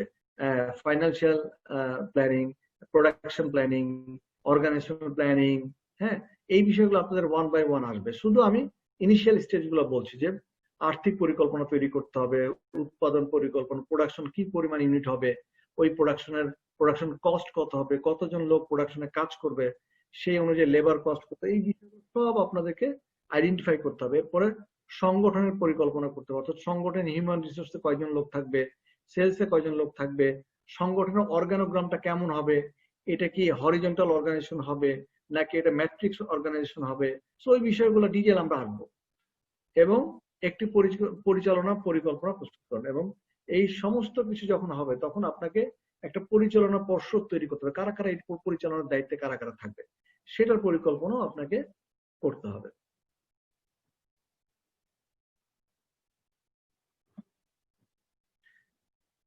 পরিকল্পনার গুরুত্ব আমরা সবাই বুঝি যে পরিকল্পনা যদি সঠিকভাবে না হয় তাহলে কোনো কিছুই সম্ভব হবে না। বাট পরিকল্পনা যদি সঠিকভাবে হয়, আপনি যদি হিউম্যান রিসোর্স থেকে শুরু করে কাকে কোন দায়িত্ব দিবেন, কত টাকা ফাইন্যান্সিয়াল আপনার ক্যাপিটাল লাগবে, তার মধ্যে আপনার অপারেশনাল পারপাস কত টাকা খরচ হবে, কত টাকা আপনি আলাদা করে রাখতে পেরেছেন, এবং কত টাকা আপনার গ্রাহকদের ডিমান্ড কেমন, সমস্ত কিছু যদি পরিকল্পনার মধ্যে প্রপারলি করতে পারেন তাহলে দেখবেন যে এটা আপনার প্রতিযোগীদের সাথে টিকে রাখতে আপনাকে সাহায্য করবে, এবং আপনার বিভিন্ন ধরনের যে ঝুঁকিগুলো আছে, যে রিস্ক ফ্যাক্টর গুলো আছে, সেগুলো আপনাকে কাজে দিবে। আপনাদের মধ্যে একজন বলছিল যে আজকে যদি আমি ওই পরিমাণ ক্যাপিটাল না রাখতে পারতাম, বা আমি যদি একটা সেপারেট অবস্থান না রাখতে পারতাম, তাহলে আজকে কোভিড-19 সিচুয়েশনে অনেক বিজনেস বসে যেতে পারে, এবং বসে গেছে। অনেক বিজনেস আমরা দেখছি যে তারা কোনো কিছু বিজনেসের অল্টারনেটিভ কোনো অপশন রাখে নাই, তারা কোনো পরিকল্পনা প্রপারলি করে নাই যে আজকে বন্যা, ঝড়, ঘূর্ণিঝড় আসলে কি হবে। যেমন সাতক্ষীরার থেকে একজন আপনাদের মধ্যে একজন বলছিলেন যে আমি ওখানে মৎস্য খামার এবং আরো কিছু নতুন ওয়েতে আমি কিছু কাজ করতে চাই, কারণ ওখানকার পানি লবণাক্ত, ওখানকার বিভিন্ন আইলা, বিভিন্ন ঝড় ঝঞ্ঝা আসে। তার মানে কি, আপনি যখন একজন উদ্যোক্তা হিসেবে কাজ করবেন আপনাকে অবশ্যই ওই প্র্যাকটিক্যাল সিচুয়েশন গুলো আপনাকে আনতে হবে, মাথায় ঝুঁকি আনতে হবে, সো দ্যাট আপনার যদি এই ধরনের সিচুয়েশন হয় তাহলে আপনি সাথে সাথে ওটার একটা স্টেপ নিতে পারবেন। এরপরে আমরা বলছি যদি সঠিক পরিমাণ হয় তাহলে আপনার উৎপাদন ব্যয় হ্রাস করবে, প্রোডাকশনের ক্ষেত্রে কম প্রোডাকশন কস্ট হিসাব করবে, প্রোডাকশন কস্টের মাধ্যমে নিয়ে আসতে পারবেন। একটা এক্সাম্পল দেই যে যদি আপনার প্রপার প্ল্যানিং হয় তাহলে আপনি দেখবেন যে অনেক সময় যারা র ম্যাটেরিয়াল সাপ্লাই, তাদের কাছ থেকে আপনি যখন র ম্যাটেরিয়াল কিনবেন ওখানে 45 to 60 days ক্রেডিট ফ্যাসিলিটি আপনি পাবেন। আবার ওইটাকে যদি ইফেক্টিভলি ম্যানেজ করতে পারেন, আপনার প্রোডাকশন হওয়ার সাথে সাথে আপনার যদি ডিস্ট্রিবিউশন চ্যানেলটা এরকম হয় যে তারা আপনাকে টাকা পাঠাবে, এরপরে আপনি প্রোডাক্টটা পাঠাবেন, তাহলে হবে কি আপনি র মেটেরিয়াল কেনার ক্ষেত্রে আপনি বেনিফিট পাচ্ছেন 45 to 60 ডেজ। আবার প্রোডাক্টটা প্রোডাকশন হওয়ার সাথে সাথে আপনার ডিস্ট্রিবিউশন চ্যানেল এতটাই স্ট্রং যে তারা আপনাকে টাকা পাঠাই দিচ্ছে, এরপরে আপনি মালটা তাকে পাঠাচ্ছেন। তাহলে হলো কি আপনি দুই দিক থেকেই কিন্তু এনজয় করছেন, এদিক থেকে ক্রেডিট ফ্যাসিলিটি এনজয় করছেন, আপনি 60 ডেজ এর মধ্যে আপনার প্রোডাক্টের বিক্রি করে ইভেন অনেক ক্ষেত্রে প্রোডাক্ট বিক্রি করার আগে আপনার কাছে টাকা চলে আসতে পারে। তাহলে কি আপনার ক্যাপিটাল প্রপার ওয়েতে আপনি ম্যানেজ করতে পারলেন। সো ওইটা আপনাকে মাথায় রাখতে হবে যে কিভাবে কস্ট কমানো যায়, প্রোডাকশন কস্ট। এবং আপনি যদি প্রপার পরিকল্পনা করেন তাহলে আপনার উইক পয়েন্ট গুলো কি কি আছে সেটাও আপনি শনাক্ত করতে পারবেন, আইডেন্টিফাই করতে পারবেন। এখন আসলে আমরা দেখবো যে আমরা উদ্যোগ সংগঠন, আমরা যে সমস্ত কিছু প্ল্যানিং করলাম, আমরা যে একটা বিনিয়োগের পরিকল্পনা করলাম, তার জন্য তো একটা সংগঠন লাগবে না? আমরা যে উদ্যোক্তা যারা একসাথে হলাম, তাহলে আমাদের তো একটা সংগঠন করতে হবে। অর্থাৎ সংগঠন কি? It's a body. যেটা আমি বলছিলাম যে business is a separate body. আপনারা মাথায় রাখবেন যখনই কোনো বিজনেস করবেন, এটা হতে পারে তার ফ্রেন্ড, এটা হতে পারে relative, but make sure organisation is separate then any kind of relations. So দুইটা আলাদা জিনিস, বিজনেস একটা জিনিস, রিলেশনশিপ আর একটা জিনিস, দুইটাকে আলাদাভাবে মেজার করতে পারতে হবে আমাদের। সো যখন আপনি একটা এরকম উদ্যোগ, তখন অবশ্যই আপনাকে একটা সংগঠন লাগবে যারা বেসিক্যালি আপনার সিচুয়েশন বিবেচনা করবে, লোকজনকে ইউজ করে তার মার্কেটটাকে ধরে রাখবে। এবং সেক্ষেত্রে অবশ্যই আপনাকে কঠোর পরিশ্রম করতে হবে, এর কোনো বিকল্প নাই। এবং আপনাকে অবশ্যই কিছু সৃজনশীল বিষয় চিন্তা করতে হবে যে আপনি যে প্রোডাক্টটা নিয়ে আসবেন, what is the difference between your product and other companies product, what is the difference between your ball pen and other ball pen. যখনই আপনি ডিফারেন্স ক্রিয়েট করতে পারবেন, ক্রিয়েটিভিটি নিয়ে আসতে পারবেন আপনার প্রোডাক্টের ক্ষেত্রে, স্বাভাবিকভাবে এটা আপনার জন্য সফলতা নিয়ে আসবে। ব্যবসা কেন করবেন আপনি? বিকজ আপনার সবাই এখানে যারা আসছেন তাদের অনেকেই আমি দেখেছি, কেউ কেউ আপনারা হয়তো অন্য ব্যাকগ্রাউন্ড থেকে পড়াশোনা করে আসছেন, কেউ কেউ দেখেছি যে আপনাদের মধ্যে থেকে বলছেন যে লিবারেল সায়েন্স অ্যান্ড ইউনিভার্সিটিকে আপনি অন্য বিষয়ে পড়ছেন, কেউ বিজনেস ফ্যাকাল্টিতে পড়েন, কেউ কেউ সাংবাদিকতা করছেন, কিন্তু আপনার মনের মধ্যে কিন্তু ওই বিষয়টা আছে যে আপনি বিজনেস করতে চান। তার মানে আপনি ব্যবসা করার পেছনে আপনার যে উদ্যোক্তা হিসেবে যে আপনি আসতে চান, তার পিছনে অনেকগুলো কারণ আছে। একটা হচ্ছে যে আপনি রিস্ক নিতে আপনি পছন্দ করেন, আপনি চ্যালেঞ্জ নিতে পছন্দ করেন, আপনি উপভোগ করেন। দেখবো আমি করেই ছাড়বো, বিষয়টা এরকম যে আমি করেই ছাড়বো, আমি একটা বিজনেস করেই ছাড়বো, আমি করে দেখাবো যে দ্যাট ইজ পসিবল, আমি বিজনেস করতে পারি, আমি একটা বিজনেস দাঁড় করাতে পারি। এইরকম চ্যালেঞ্জ কারো কেউ কেউ মনে করেন যে আমার পক্ষে এটা সম্ভব, তাদের ক্ষেত্রে তারা ব্যবসা করে। পারিবারিক কারণ, অনেকে দেখবেন যে অভিভাবকরা তাদের ফ্যামিলি বিজনেস, এমনও ফ্যামিলি দেখেছি আমি যাদের ফ্যামিলির সবাই বিজনেস করে, কেউ চাকরি করে না। আবার এমনও দেখেছি তাদের ফ্যামিলির সবাই চাকরি করে, কেউ বিজনেস করে না, বাট একজন বিজনেসের জন্য করে। তার মানে অনেকে পারিবারিক কারণেও কিন্তু ব্যবসাতে চলে আসে, যে আমার ফুল ফ্যামিলি সারা জীবন ব্যবসা করে আসছে, আমি চাকরি করবো না। ঠিক আছে? সো ব্যবসা করার যে বিষয়টা টেন্ডেন্সি, এটা পরিবার থেকেও অনেক সময় চলে আসে। স্বাধীনতা এবং শক্তি, যারা মনে করে যে আমি স্বাধীনভাবে চলতে চাই, আমি কারো চাকরি করতে চাই না, চাকরি করলে 10টা 5টা আমাকে অফিস টাইম দিতে হবে, অথবা 9টা 5টা অফিস করতে হবে, আমি এটা করবো না। সুতরাং যারা মালিক হতে চায়, যারা স্বাধীনভাবে কাজ করতে চায়, যারা আরো হিউম্যান রিসোর্সকে ইউজ করে বাংলাদেশের মতন এরকম উন্নয়নশীল দেশে যারা কি বলেন কর্মসংস্থান সৃষ্টি করতে চায়, তারাও কিন্তু ব্যবসা করতে আসে। নাম্বার 4 আমরা বলছি যে যারা সামাজিক কর্মকলাপ পছন্দ করে, যারা অনেকেই চাকরি বাকরি করে, তারা অনেকেই কিন্তু সোশ্যাল অ্যাক্টিভিটির সাথে জড়িত হতে পারে না, বিকজ অফ তাদের টাইম নেই। আমার ক্ষেত্রেই ধরেন, আমি সকাল থেকে শুরু করে একদম রাত পর্যন্ত কন্টিনিউয়াস চাকরি, বিজনেস এগুলো নিয়ে থাকি। সো যারা আসলে বিজনেস করে তারা কিন্তু সোশ্যালি অনেকগুলো জায়গায় ইনভলভ হতে পারে, যেটা একজন চাকরিজীবীর পক্ষে হওয়াটা ডিফিকাল্ট। সো অনেকেই পছন্দ করে যে না, আমি ওই 9টা 5টা ধরা বন্ধের মধ্যে টাইম নেই, বা 9টা 10টা, এখন তো আসলে 9টা 5টা নাই, 9টা 10টা হয়ে গেছে, তো সুতরাং আমি অতক্ষণ পর্যন্ত অফিস করতে পারবো না, আমি আমার মতন নিজের মতন করে চলবো। সো তাদের ক্ষেত্রেও ব্যবসা তারা করতে পছন্দ করে। এবং আরেকটা বিষয় হচ্ছে যে ফাইনালি যাদের মুনাফা বেশি করার ইচ্ছুক, অর্থাৎ আমি চাকরি করতে চাই না, আমি একটা ভালো বিজনেস করে একটা লাভজনক অবস্থানে যেতে চাই, তাদের ক্ষেত্রেও তারা ব্যবসায় আসে। আপনাদের মধ্যেও এই বিষয়গুলোই কিন্তু আমরা পেয়েছি, যতটুকু আমি কথা বললাম আপনাদের মধ্যে। সো প্রত্যেকের মধ্যে কিন্তু এই বিষয়গুলো আছে, যার কারণে আজকে আপনারা চাকরি করেন অথবা যাই করেন না কেন, আপনি একটা নিজে একটা প্রতিষ্ঠান অথবা ব্যবসা প্রতিষ্ঠান করতে চান। ব্যবসা প্রতিষ্ঠানটা কি জিনিস, এখানে অনেক বেসিক জিনিস আপনাদেরকে দেখানো হচ্ছে। কেন? বিকজ বেসিক থেকে আমরা শুরু করছি, এরপর হয়তো ডিটেলে যাব। তো ব্যবসা প্রতিষ্ঠান কি? যখন কয়েকজন মানুষ মিলে কোন একটা উদ্দেশ্যে, যেখানে বিজনেস প্রতিষ্ঠান একটা দাঁড় করায়, যেখান থেকে একটা বেনিফিট হবে। তো ব্যবসা প্রতিষ্ঠান মানে হচ্ছে যে একটা প্রক্রিয়ার মাধ্যমে, একটা সংগঠন তৈরি করার মাধ্যমে একজন বা দুইজন বা তিনজন, এক মালিকানা হতে পারে, দুই অংশীদার কোম্পানি হতে পারে, কর্পোরেশন হতে পারে, সমবায় হতে পারে। অর্থাৎ যখন সবাই মিলে একটা প্রসেস দাঁড় করায়, একটা সংগঠন তৈরি করে, সেটার মাধ্যমে একটা প্রফিট আসে, সেটাকে আমরা বলছি ব্যবসা প্রতিষ্ঠান। তো ব্যবসা প্রতিষ্ঠান আমরা বলছিলাম যে নর্মালি আমরা 3 ধরনের ব্যবসা প্রতিষ্ঠান দেখি নর্মালি। যে আপনারা যারা এখানে আসছেন তাদের অনেকেই এক মালিকানা কারবারের মধ্যে পড়ে যাবেন। অর্থাৎ আপনি নিজে ইন্ডিভিজুয়ালি চেষ্টা করছেন, নিজের যা ক্যাপিটাল আছে আপনি শুধু নিজের ক্যাপিটাল দিয়ে, একজন বা দুইজন লোক দিয়ে আপনি চেষ্টা করছেন একটা বিজনেস দাঁড় করানোর জন্য। পার্টনারশিপ কারা? অনেক ক্ষেত্রে দেখা যায় যে কিছু ফ্রেন্ড আছে, কিছু কলিগ আছে, অথবা পরিচিত জন আছে যারা মনে করে যে আমরা 2 জন 3 জন বা 4 জন 5 জন মিলে আমরা একটা পার্টনারশিপ ফর্ম করব, যে ক্ষেত্রে পার্টনারশিপ ফর্ম করে আমরা এই বিজনেসটা করব। আর একটা হচ্ছে কর্পোরেশন।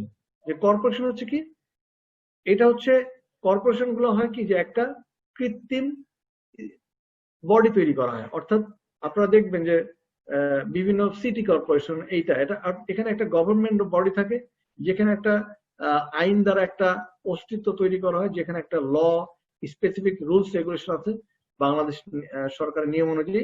সেই নিয়ম অনুযায়ী একটা কৃত্রিম উত্তরাধিকার তৈরি করা হয়, যেখানে একটা কি বলে ডিরেক্টর থেকে শুরু করে একটা প্যানেল থাকে যারা পুরো বিজনেসটাকে চালায়, এবং এখানে কোনো অংশীদার কিংবা একক মালিকানার কেউ থাকে না। এখানে হচ্ছে সমস্ত শেয়ার হোল্ডারদের মাধ্যমে একটা বিজনেস পরিচালিত হয়। সরকারের একটা এত পার্সেন্ট, সরকারের এত পার্সেন্ট বাকিটুকু, এটাকে বলছে হচ্ছে কর্পোরেশন বা স্বায়ত্তশাসিত। আসলে আমরা একটু বোঝার চেষ্টা করি কোনটাতে কি সুবিধা অসুবিধা আছে। যেমন এক মালিকানার ক্ষেত্রে আমরা দেখবো যে এটা খুব সহজ এবং কম খরচে করা যায়। অর্থাৎ আপনি যদি প্রপারলি একটা ছোট বিজনেস দাঁড় করাতে চান, এটার পক্ষে সম্ভব। কিন্তু আপনি যদি অংশীদারি অথবা যৌথ মূলধনী কারবার অথবা কর্পোরেশন করতে চান, তাহলে কিন্তু অনেক টাকা লাগবে। তো সেক্ষেত্রে প্রথম সুবিধা হচ্ছে এটা কম খরচে বা কম টাকা একটা বিজনেস দাঁড় করানো যায়। এটা মুদির ব্যবসা থেকে শুরু করে, এটা ওই চটপটির দোকান থেকে শুরু করে যে কোনো কিছুই হতে পারে। 2 নম্বর হচ্ছে অধিক মুনাফা। কেন অধিক মুনাফা বলছি? অধিক মুনাফা বলছি যে একজনের পক্ষে এই বিজনেসটা দাঁড় করানো, সেখানে অনেক অনেক বেনিফিটটা তার কাছে অনেক। কারণ এই টাকাটা কাউকে, বেনিফিটটা কাউকে দিতে হয় না। সে একক মালিকানা হওয়ার কারণে পুরো বেনিফিটটাই সে ইউজ করতে পারে। 3 নম্বর হচ্ছে স্বাধীন। সে স্বাধীনভাবে ব্যবসা করতে পারে। একক মালিকানাতে যেহেতু কোনো অংশীদার নাই, যেহেতু কোনো কর্পোরেশন নাই, কারো আন্ডারে কাজ করতে হয় না, সো তার এক্ষেত্রে স্বাধীনতার পরিমাণটা বেশি। 4 নম্বর হচ্ছে কর সুবিধা এবং আইনের ঝামেলা কম। এক মালিকানা হয় কি, আপনার যে ইনকাম ট্যাক্স, যে বিষয়টা ওই পার্সোনাল ইনকাম ট্যাক্সের মধ্যে এটা পড়ে, যার ফলে এই ঝামেলাগুলো কম থাকে। আর অসুবিধার কথা যদি আমরা বলি, যে এক মালিকানার ক্ষেত্রে অসুবিধা কি কি হতে পারে, একটা হচ্ছে এটার দায় দায়িত্ব বেশি, বেনিফিট যেমন বেশি, একইভাবে দায়ও বেশি। আপনার যদি লস হয়, পুরোটাই কিন্তু আপনাকে নিতে হবে। 2 নম্বর আমরা বলছি কম স্থায়িত্ব। আপনি যদি ব্যবসা অনেক ক্ষেত্রে লস খান, কোন একটা ঝামেলা হয়, তাহলে আপনি চিন্তা করেন না, এই ব্যবসাটা আমি করবো না। অনেকেই দেখছি আমি যে ব্যবসা, চাকরি করতে করতে সে ব্যবসায় নেমে গেছে, ব্যবসা করতে যে কিছুদিন পরে আবার চাকরিতে ব্যাক করছে, বিকজ ওই ব্যবসাটা সে বেশি দিন ধরে থাকতে পারে না। যা ক্যাপিটাল ছিল সেটা নষ্ট হয়ে গেছে, সে ওটা নিতে পারে না, সে আবার চাকরিতে ব্যাক করেছে। তার মানে স্থায়িত্বের পরিমাণটাও কিন্তু অনেক কম। এরপর আমরা বলছি ঋণ সুবিধা। আমরা বলছি যে যেহেতু একক মালিকানা, সো নর্মালি ব্যাংকের ক্ষেত্রে অথবা আরো 10 জনের কাছ থেকে কিন্তু ঋণের পরিমাণটা পাওয়ার সম্ভাবনা অনেক কম। এবং আমরা ফাইনালি বলছি ব্যবসায়িক দক্ষতাটাও অনেক কম। অর্থাৎ আপনি যদি একাই বিজনেস চালাবেন, আপনি একার ডিসিশনেই চলবেন, সো আপনি যা মনে করেন তাই করবেন। কিন্তু আরো 10 জন থাকলে হয়তো কি, একটা পরিচালনা পর্ষদ থাকতো, সাথে সবাই মিলে ডিসিশন নিয়ে কোনটা করলে ভালো হয়, কোনটা করলে খারাপ হয়, সেটা আপনি করতে পারতেন। কিন্তু একক মালিকানার ক্ষেত্রে এইটা সম্ভব হয় না, যার ফলে কিছুটা হলেও স্কিল লেভেলটা আপনার যতটুকু আছে আপনি ততটুকুতেই করতে পারেন। আসলে আমরা দেখি পার্টনারশিপ হওয়ার ক্ষেত্রে কি কি সুবিধা অসুবিধা আছে। এই জিনিসগুলো কেন জানা দরকার যে আপনারা যারা একসাথে উদ্যোক্তা হিসেবে কাজ করছেন, আপনি এক মালিকানা বিজনেস করবেন নাকি অংশীদারিত্বের বিজনেস করবেন, পার্টনারশিপের করবেন, সেটা আপনাকে মাথায় আনতে হবে। এবার আসেন আমরা বোঝার চেষ্টা করি এটার সুবিধা কি কি। পার্টনারশিপের সুবিধা হচ্ছে যে সবাই মিলে খুব সহজে সংগঠিত হওয়া যায়। আমরা 4 জন ফ্রেন্ড আছি, 4 জন ফ্রেন্ড ঠিক আছে চলো আমরা একটা ব্যবসা শুরু করি, বা আমরা 4 জন কলিগ আছে মনে করলাম যে আমরা চাকরি করবো না, আমরা 4 জন মিলে একটা বিজনেস দাঁড় করবো। সো সহজ। তার মানে 3-4 জন মিলে সহজে একসাথে হলেই কিন্তু একটা পার্টনারশিপ বিজনেস তৈরি করে ফেলা যায়। অধিক সুবিধা। এক মালিকানা কি হচ্ছে, শুধুমাত্র আপনার যা ক্যাপিটাল আছে আপনি সেটাই দিতে পারতেন, কিন্তু এখানে কি হচ্ছে, যখন 4 জন বা 5 জন মিলে আপনারা ব্যবসা করছেন, তখন এই 4-5 জনের যতটুকু ক্যাপিটাল আছে সেটা মিলে হয়তোবা 5 জন মিলে 50 লাখ টাকা ক্যাপিটাল খুব সহজেই সম্ভব, কিন্তু একজনের পক্ষে কিন্তু 50 লাখ টাকার ক্যাপিটাল সহজে ম্যানেজ করা সম্ভব নাও হতে পারে। 3 নম্বর হচ্ছে এটা বেশি মুনাফা দেয়, যেহেতু আপনার বেশি ক্যাপিটাল, আলটিমেটলি এই মুনাফার পরিমাণও, ইনভেস্টমেন্টও বেশি, বেনিফিটের পরিমাণও বেশি। 4 নম্বর বলছি ব্যবসায়িক দক্ষতা বেশি। কেন বেশি? আমি আগেই বলছিলাম যে এক মালিকানার ক্ষেত্রে আপনি যা ডিসিশন নেবেন সেটাই শুধু চলবে, এখানে আর কারো ডিসিশন চলবে না। কিন্তু যখন আপনি 4 জনকে নিবেন, 5 জনকে নিবেন, তখন কিন্তু সবার কিছু না কিছু কোয়ালিটি আছে। কারো দেখবেন সেলস ব্যাকগ্রাউন্ড, কেউ হয়তো ফাইন্যান্সিয়াল ব্যাকগ্রাউন্ড, কেউ হয়তো আপনার দেখবেন মার্কেটিং ব্যাকগ্রাউন্ড। সো যখন 3 জন 5 জন মিলে একসাথে হয় তখন কিন্তু সুবিধাও অনেক বেশি হয় স্কিলের ক্ষেত্রে। এবং দেখবেন খেয়াল করে যে যখন আপনারা পার্টনারশিপ করবেন বিজনেস, তখন কিন্তু আপনি খুঁজবেন যে আপনার যে সাইডটা উইক, আপনি আরেকজনকে খুঁজে বের করবেন যে ওই সাইডটাতে স্ট্রং। তার মানে কি, প্রত্যেকে যখন একটা পার্টনারশিপ বিজনেস করতে চায় তখন কিন্তু তারা একে অপরকে খুঁজে বের করে যে বেনিফিটটা কোন দিকে। কার হয়তো ক্যাপিটাল নাই, সে তখন খুঁজে বের করে কার ক্যাপিটাল ভালো, তাকে ক্যাপিটাল পার্টনার হিসেবে নেয়। আর যে ক্যাপিটাল পার্টনার হিসেবে আসে সে চিন্তা করে যে আমার ওই পার্টনার মাথার বা আউট অফ বক্স থিঙ্কিং কেমন, ওর যেহেতু আউট অফ বক্স থিঙ্কিং ভালো আর আমার যেহেতু ক্যাপিটাল আছে, let's make a business plan. তার মানে কি, আপনার পার্টনারশিপের ক্ষেত্রে এই বিষয়গুলো কিন্তু এক মালিকানার চেয়ে বেটার। অসুবিধাগুলো কি কি হতে পারে, যেমন দায় দায়িত্ব বেশি। আপনি যেরকম বেশি পরিমাণ ইনভেস্ট করবেন, আপনি যেহেতু বেশি পরিমাণ সবাই মিলে আছেন, তো ক্যাপিটাল ইনভেস্টমেন্টও বেশি, দায়ও বেশি। লাভ যেমন বেশি হতে পারে, লসও এরকম বেশি হতে পারে। কম স্থায়িত্ব, এইটা আর একটা ঝামেলা। যেহেতু পার্টনারশিপ বিজনেসের কিছু স্পেসিফিক রুলস রেগুলেশন থাকে, সো অনেকে কিছুদিন পরে মনে করে যে আমি এই বিজনেস করবো না, আমার সাথে এই পার্টনারের বনিবনা হচ্ছে না, আমি যেটা বলি সে ওইটা মানে না, ও যেটা বলে আমি সেটা মানতে চাই না। দেখা যায় যে কিছুদিন পরে একটা কনফ্লিক্ট সিচুয়েশন ক্রিয়েট হয়। বাট এটারও কিন্তু একটা সমাধান আছে। যখন আপনারা এরকম 4-5 জন মিলে একটা মানে বিজনেস করতে চাবেন, তখন অবশ্যই অবশ্যই খুব কঠিন কঠিন রুলস রেগুলেশন দিয়ে আপনারা আপনাদের পার্টনারশিপের ডিড বানাবেন। অর্থাৎ এমন কিছু কঠিন আপনার শর্ত থাকতে হবে যাতে করে কেউ বিজনেস যে কোনো সময় ছাড়তে চাইলেও যেন না পারে, আবার ছাড়তে চাইলে তাকে প্রপার প্রসেসের মাধ্যমে আসতে হবে। তুমি আমার ফ্রেন্ড, তুমি আমার ক্লোজ বন্ধু, তার মানে এই না যে তুমি এই জায়গাতে তুমি ছাড় পাবা। there is a specific deed, there is a specific rules and regulations for all. So যেই এখান থেকে চলে যাক বা যেই এটা মনে করে যে আমি পার্টনারশিপ বিজনেস করবো না, তাকে প্রথমেই চিন্তা করতে হবে যে আমি এই রুলস রেগুলেশন আসবো কি আসবো না। যদি রুলস রেগুলেশন ঠিক থাকে তাহলে দেখবেন যে কখনোই পার্টনারশিপের মধ্যে এই ধরনের ঝামেলাগুলো হয় না, হলেও অনেক পরে। বাট আমার চোখে দেখা অনেক পার্টনারশিপ ফার্ম আছে যারা এখনো কয়েকটা ফ্রেন্ড মিলে করেই যাচ্ছে। সো ওইটা ডিপেন্ড করে যে আপনি কত স্ট্রং ভাবে আপনার ডিড বা এগ্রিমেন্ট গুলো বা রুলস রেগুলেশন গুলো সেট আপ করেছেন। এরপর আমরা বলছি যে ব্যবস্থাপনা অমত হয়, যেহেতু 4-5 জন পার্টনার, সো কোনো কোনো ক্ষেত্রে আমার অমত হতে পারে, কোনো কোনো ক্ষেত্রে আপনার অমত হতে পারে, হতেই পারে। এবং নতুন অংশীদার সন্ধান। আরেকটা ঝামেলা হয় যে যদি কেউ এই পার্টনারশিপের মধ্যে কেউ যদি মনে করে যে আমি এই বিজনেস করবো না, আমি ছেড়ে দেবো, সেক্ষেত্রে ওইটার আরেকজন অংশীদার খুঁজে পাওয়া কিন্তু ডিফিকাল্ট। বিকজ আপনি যখনই আরেকজন পার্টনারকে নিতে যাবেন, আপনার নিজেরও চিন্তা করতে হবে যে এই পার্টনারটা রাইট পার্টনার কিনা। আবার ওই পার্টনারও যখন আসবে তখনও সে চিন্তা করবে যে আরেকজন পার্টনার কেন চলে গেল, নিশ্চয়ই কোনো না কোনো ঝামেলা আছে। তার মানে কি, নতুন অংশীদার খুঁজতে গেলেও কিন্তু আপনাকে অসুবিধার সম্মুখীন হতে হবে। এরপর আমরা বলছি যে কর্পোরেশন। কর্পোরেশনটা কি, যে একটা কর্পোরেট বডি তৈরি করা হয় যেখানে একটা কি বলে গ্রুপ অফ মেম্বার আছে যারা ওই বিজনেসটাকে পরিচালনা করে, এবং এইটার জন্য পার্সোনাল আমার কোনো ক্যাপিটাল নাই, অথবা আমার অংশীদারদের কোনো ক্যাপিটাল নাই। এটা যে একটা গভর্নমেন্ট বডি হয়, সেখানে শেয়ার হোল্ডার দিয়ে সেখানে একটা বিজনেস চলতে থাকে। সো দেখা যায় যে এটা সুবিধা কি, সীমিত দায়, যেহেতু আমার কোনো ক্যাপিটাল না, আমার পার্সোনাল ক্যাপিটাল না, সেহেতু এটা দায়টা পরিমাণ সীমিত, যেহেতু সরকার এটার মধ্যে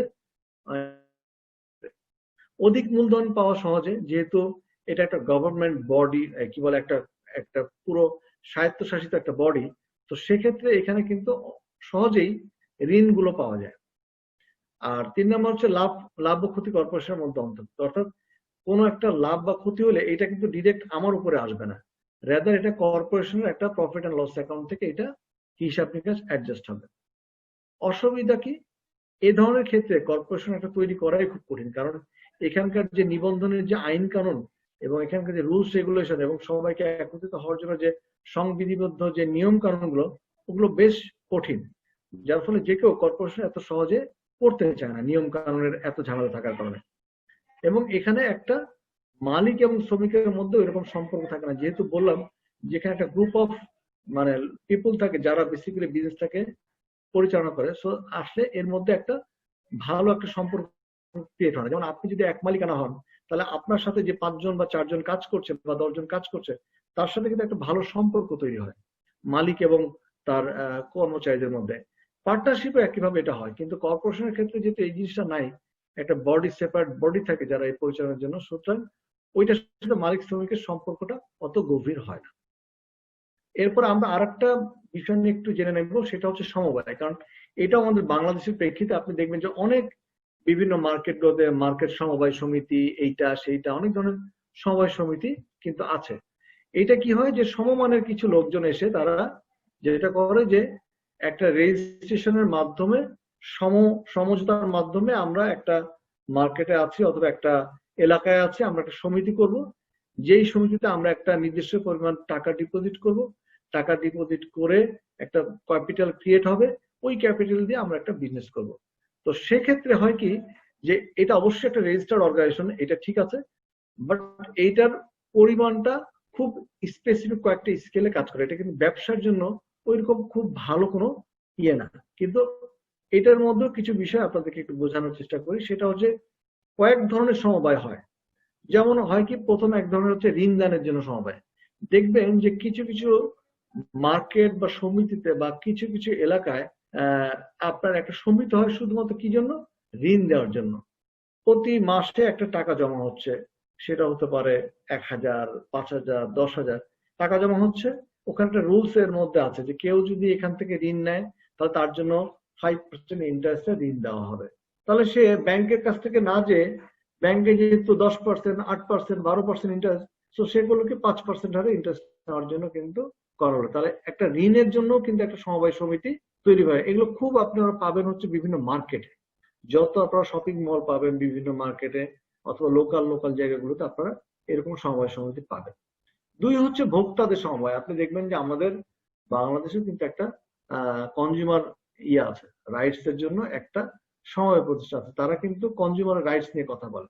সুতরাং ভোক্তাদের সমবায় সমিতি আছে যারা বেসিক্যালি ভোক্তাদের আইন সুরক্ষা করে বা ভোক্তাদের রুলস রেগুলেশনকে তাদের রাইটস হিসাবে তাদেরকে তুলে ধরে। তো ভোক্তাদের ক্ষেত্রে সমবায় সমিতি হয়। উৎপাদনকারী ক্ষেত্রে সমবায় সমিতি হয়, কয়েকটা প্রোডাকশন কোম্পানি মিলে বা কয়েকটা ছোট ছোট উৎপাদনকারী প্রতিষ্ঠান মিলেও কিন্তু সমবায় সমিতি হয়। দেখবেন যে প্রেস, বিভিন্ন কোম্পানিগুলোতে এরকম সমবায় সমিতি হয়। যেমন বাংলাদেশ প্রেস অ্যাসোসিয়েশন, যে প্রেসের যতগুলো দোকানপাট আছে, এরা দেখা গেল যে ওরা ওই প্রেস অ্যাসোসিয়েশনের মধ্যে এনরোল। দেখবেন যে বাংলাদেশে হজ অ্যাসোসিয়েশন, অর্থাৎ হজের জন্য যারা আছে তারা একটা অ্যাসোসিয়েশন। সো এরকম ভাবে বিভিন্ন সমবায় প্রতিষ্ঠান তৈরি হয়, তাদের মধ্যে উৎপাদনকারী থাকতে পারে, বাজারজাতকারী থাকতে পারে, যারা প্রোডাক্টটা মার্কেটিং করছে, সেলস এর কাজ করছে, তাদের মধ্যে একটা সমবায় সমিতি থাকতে পারে। সেবা প্রদানকারী সমবায় সমিতি হতে পারে। হয়তো মনে করছে যে আমি, এটা গ্রামের মধ্যে আপনারা অনেক পাবেন যে সেবা প্রদানকারী কিরকম, যে এই যে বিভিন্ন সময় পানি দিতে হয় ধানের জমি বা বিভিন্ন, দেখা গেল যে ওই ধরনের সেবা প্রতিষ্ঠান করার জন্য একটা গ্রুপ অফ পিপল একসাথে হয়েছে, যারা ওইখানকার ওই মেশিন থেকে শুরু করে পানি দেওয়ার জন্য যে কলকারখানা বা যে মেশিনারি গুলো লাগে সেই জিনিসগুলো তারা করে। So this are some example of সমবায় সমিতি, যারা বিভিন্ন ধরনের বিভিন্ন এই সমমনা কিছু লোকজন মিলে একসাথে হয়ে তারা একটা প্রতিষ্ঠান তৈরি করে, যেখানে একটা নির্দিষ্ট পরিমাণ তারা টাকা ডিপোজিট করে এবং সেখান থেকে তাদের এই সমবায় সমিতির যারা যারা আছে তাদেরকে বিভিন্ন কাজে হেল্প করে, সহযোগিতা করে, ঋণ দেয়, বিভিন্ন কাজ করে। সাথে সাথে কখনো কখনো ক্ষেত্রে এটা বাইরের ক্ষেত্রেও, মানে বাইরের লোকজনের ক্ষেত্রেও ঋণ বা অন্যান্য ক্ষেত্রে অনেক সময় বেনিফিট পেতে পারে। এখন আসেন উদ্যোক্তা হতে হলে আসলে আমাদের কি লাগবে। একটা জিনিস, এটার পরে আমি আরেকটু পরে একটা ভিডিও দেখাবো আপনাদেরকে, যেটা একটা এনকারেজিং ভিডিও আমি আপনাদেরকে দেখাবো। যদি এটা আপনাদেরকে মনে দাগ কেটে থাকে তবে অবশ্যই এটা আপনাদের জন্য হেল্পফুল হবে আশা করছি। আচ্ছা, উদ্যোগী হতে কি দরকার? আপনার আর্থিক যোগ্যতা, অর্থাৎ আর্থিক বিষয়ে আপনার দক্ষ থাকতে হবে। মনে রাখতে হবে যে আপনি যখন একটা জায়গায় ইনভেস্ট করবেন, এই বিষয়টা অবশ্যই আপনার নিজের নখদর্পণে থাকতে হবে। সেটা এক মালিকানা হোক, সেটা অংশীদারি হোক, কারণ ফাইন্যান্স টিম যেই হোক না কেন, দেখবেন যে কোনো কোম্পানির ফাইন্যান্সিয়াল ম্যানেজমেন্টের পার্টটা যারা ম্যানেজ করে তারা খুবই কাছের লোক, হয় মালিকের কাছের লোক, না হলে, বিকজ এটাতে অনেক বিষয় থাকে যেটা অন্যান্য অনেকের সাথে শেয়ার করা যায় না। অর্থাৎ অবশ্যই আপনাকে উদ্যোক্তা হতে হলে আর্থিক বিষয়গুলো আপনাকে বুঝতে হবে। What is balance sheet, what is trial balance, what is আপনার কমার্সের যে বিষয়গুলো, যেভাবে বিজনেসের হিসাব রাখতে হয়, এই বিষয়গুলো কিন্তু আপনাকে জানতে হবে অথবা শিখতে হবে অথবা পড়াশোনা করতে হবে। সো আপনাকে উদ্যোগী হতে হলে অবশ্যই আপনার নিজের টাকাও যেমন থাকবে, একইভাবে ওই টাকাটাকে কিভাবে ইউজ করবেন এবং ওই টাকাটার অ্যাকাউন্টেবিলিটি অথবা ওই যে জিনিসগুলো কিন্তু আপনার নিজের জানতে হবে। এরপর আপনাকে বাজার সম্পর্কে জানতে হবে। আমরা মার্কেটিং এ যারা পড়াশোনা করেছে, আপনাদের মধ্যে কমার্স ব্যাকগ্রাউন্ডের যারা আছেন তারা জানেন যে 4Ps কি, প্রোডাক্ট, প্রাইস, প্লেস, প্রমোশন। অর্থাৎ আপনি যখন একটা প্রোডাক্ট, আপনি যখন কোন একটা বাজারজাতকরণ করবেন, তখন আপনাকে 4টা বিষয় অবশ্যই আপনাকে মাথায় রাখতে হবে। যদি এখন 4P থেকে এটা চলে গেছে 5P 6P তে চলে গেছে, প্যাকেজিং এর মধ্যে যোগ হয়ে গেছে। সো এরকম অনেকগুলো কারেন্ট সিচুয়েশন চলে আসছে।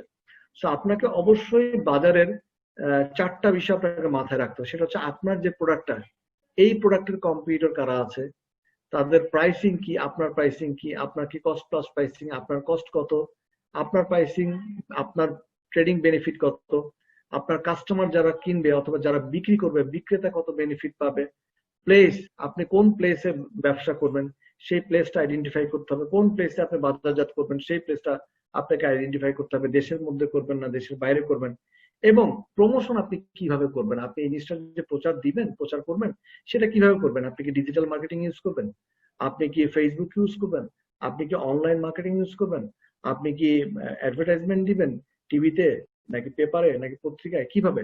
So these are the 4 thing যেটা আপনাকে অবশ্যই বাজারজাত করার ক্ষেত্রে, উদ্যোগী হওয়ার ক্ষেত্রে, উদ্যোক্তা হওয়ার ক্ষেত্রে আপনাকে এই 4টা বিষয় আপনাকে মাথায় রাখতে হবে। এরপরে আমরা বলছি যে আপনাকে অবশ্যই ম্যানেজমেন্ট ক্যাপাবিলিটি অথবা ম্যানেজমেন্ট স্কিল থাকতে হবে।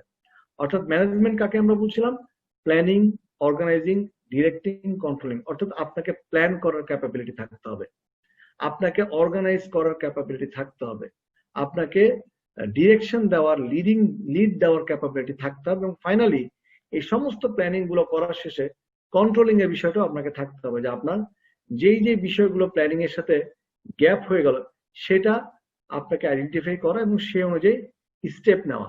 এবং যখন আপনি এই 4টা বিষয় আপনি জানবেন, তখন কিন্তু আপনি আপনার স্ট্রেংথও জানবেন, আপনি আপনার উইকনেসও জানবেন।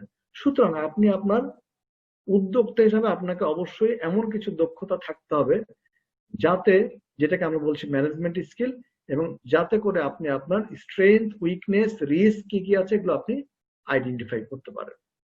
এবং আরেকটা বিষয় যেটা আমরা বলছিলাম, সিদ্ধান্ত নেওয়ার ক্ষমতা। ডিসিশন কিন্তু আপনাকে নিতে হবে যে আপনি আসলে ইনভেস্ট করবেন কি করবেন না, আপনি আসলে এই প্রোডাক্ট আনবেন কি আনবেন না, আপনি আসলে এই প্রোডাক্ট মার্কেটে ছাড়বেন কি ছাড়বেন না। সো ডিসিশন কিন্তু আপনাকে নিতে হবে, এই ডিসিশন কিন্তু কেউ নিয়ে দিবে না। সুতরাং অবশ্যই আপনাকে ডিসিশন নেওয়ার ক্যাপাবিলিটি থাকতে হবে।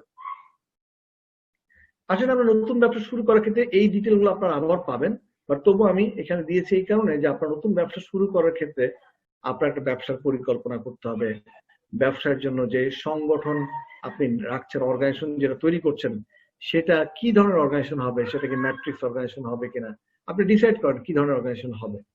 এরপর আপনাকে ঋণ এবং অর্থের যদি কোনো দরকার হয় সেটা আপনি কোথা থেকে পাবেন, তার জন্য সোর্স, আপনার সোর্সিং থাকতে হবে। একটি ভালো অবস্থান চয়ন করেন, যেই জায়গা থেকে আপনি বিজনেস করবেন সেই জায়গা, অথবা যেই জায়গায় বিজনেস করবেন যেখানে আপনার টার্গেট গ্রুপের কাস্টমাররা আছে, সেই জায়গাটা আপনি ডিসাইড করেন যে আপনার জন্য এই জায়গাটা যথেষ্ট ইম্পর্টেন্ট। যেমন একজন চয়েস করেছেন যে আমি সাতক্ষীরাতে এইভাবে বিজনেস করতে চাই, তো তাহলে কিন্তু তাকে সিলেকশন, সে চিন্তা করেছে যে আমি যদি বিজনেস করি তাহলে আমি সাতক্ষীরাতেই করবো। হ্যাঁ, আমি ঢাকায় থাকবো, বাট আমি কিন্তু কাজটা করবো হচ্ছে সাতক্ষীরা। আমার প্রোডাকশন পয়েন্ট, আমার ফোকাস পয়েন্ট কিন্তু হবে সাতক্ষীরা, বাট ওইটা হয়তো বা আমি বাজারজাত করবো ঢাকা থেকে শুরু করে বাংলাদেশের সমস্ত জায়গায়, হতে পারে। সো আপনাকে একটা রাইট প্লেস আপনাকে সিলেক্ট করতে হবে। এরপর আমরা বলছি ব্যবসা পরিচালনার জন্য আপনাকে ট্রেড লাইসেন্স করতে হবে, আপনাকে বীমা করতে হবে। কারণ দেখবেন যে আপনি কোন একটা কি বলে প্রোডাকশন যদি যান, আপনার ওই প্রোডাক্ট যেটা তৈরি হচ্ছে, ওই প্রোডাক্টে যদি কখনো আগুন লেগে যায় তাহলে তার জন্য এটা ক্ষতিপূরণ কে দিবে? তো দ্যাটস ওয়াই কিন্তু আপনার বীমা করার একটা প্রসেস আপনাকে শুরু করতে হবে।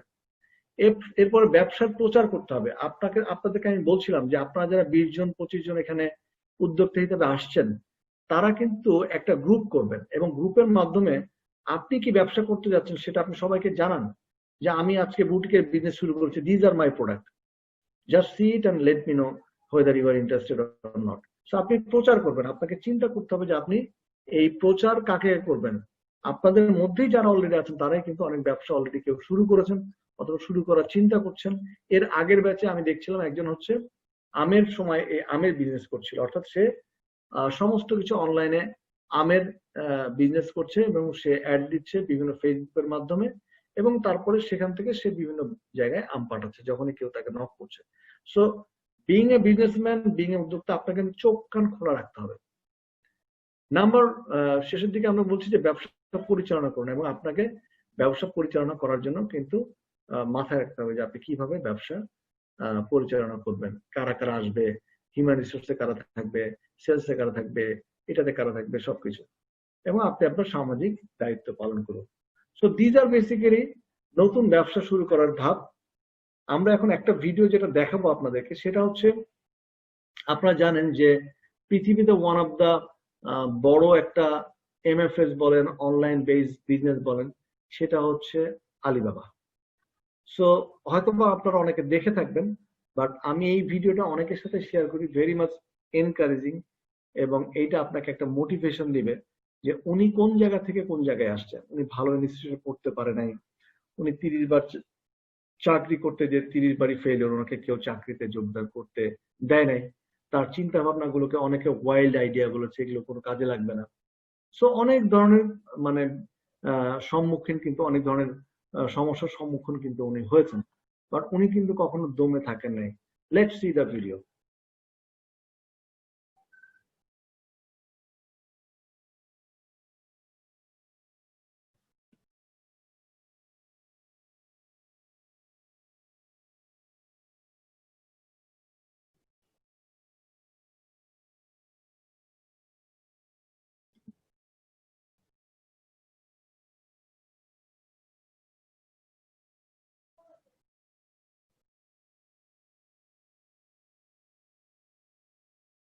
Wait.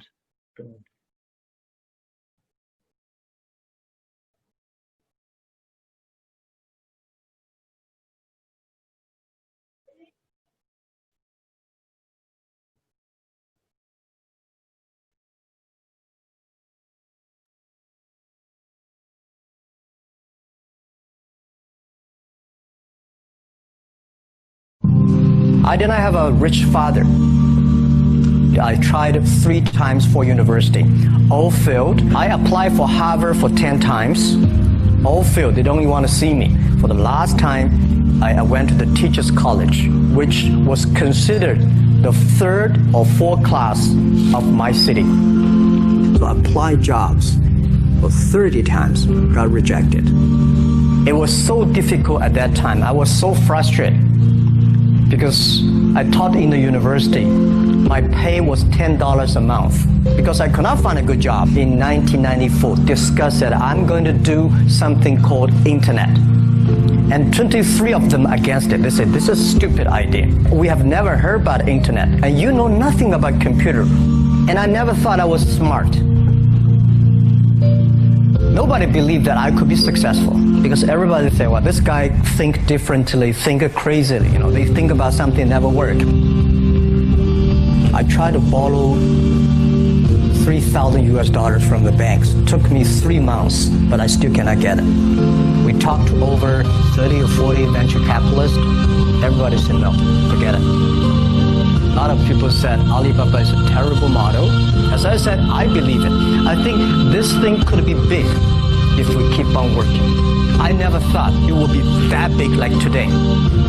But I believe that something is waiting for me there. And I have to work hard to prove myself. That was the tough experience.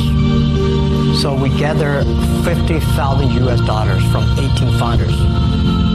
We started. For the first 3 years, we did not have even $1 revenue from our business. It was not easy. You don't make any money.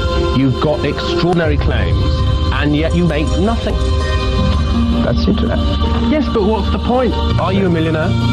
Now? No. Do you want to be? Well, I hope. But why it keeps going ahead, going forward? Because I received lots of email of thanks from the customers. They say, this is such a great thing. We cannot pay you, but this thing helped us. If you keep on helping us, one day you will be successful, and I believe this. Little by little, we build up our business. Little by little, we build up our ecosystem of the infrastructure. And now, after 16 years, we have an Alibaba group, we have a Tmall group, we have a Taobao group, we have Alipay. And people said, you are so smart. How could you make a company like that?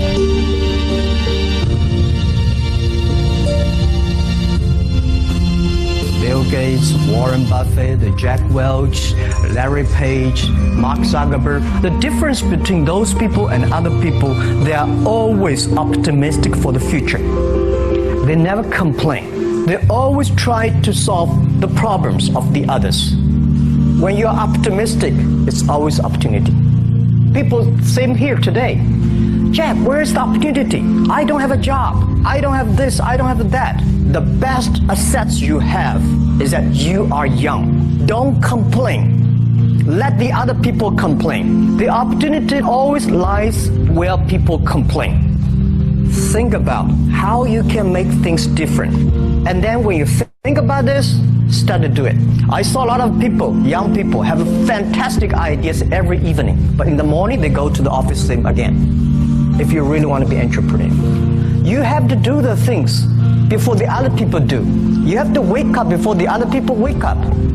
You have to be more brave than the others.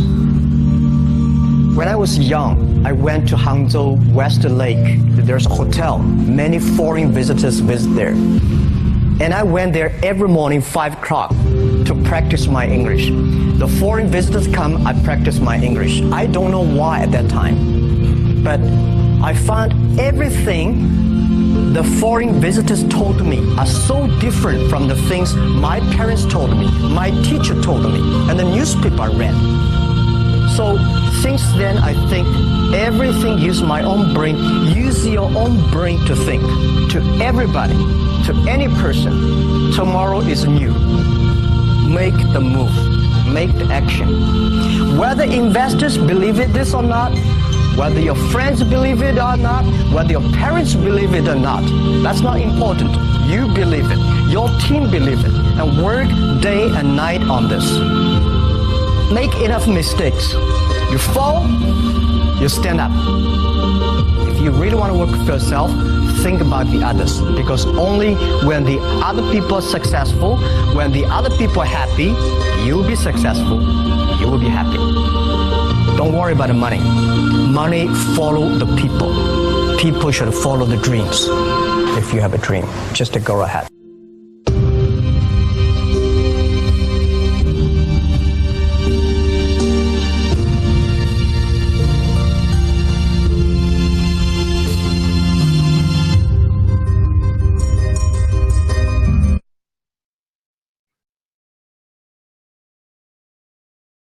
So সবাই দেখছেন? এখন আপনাদের কাছ থেকে জি sir, আমার তো কান্না চলে আসছে দেখে sir. So that is the reality, that is the life, how he overcome.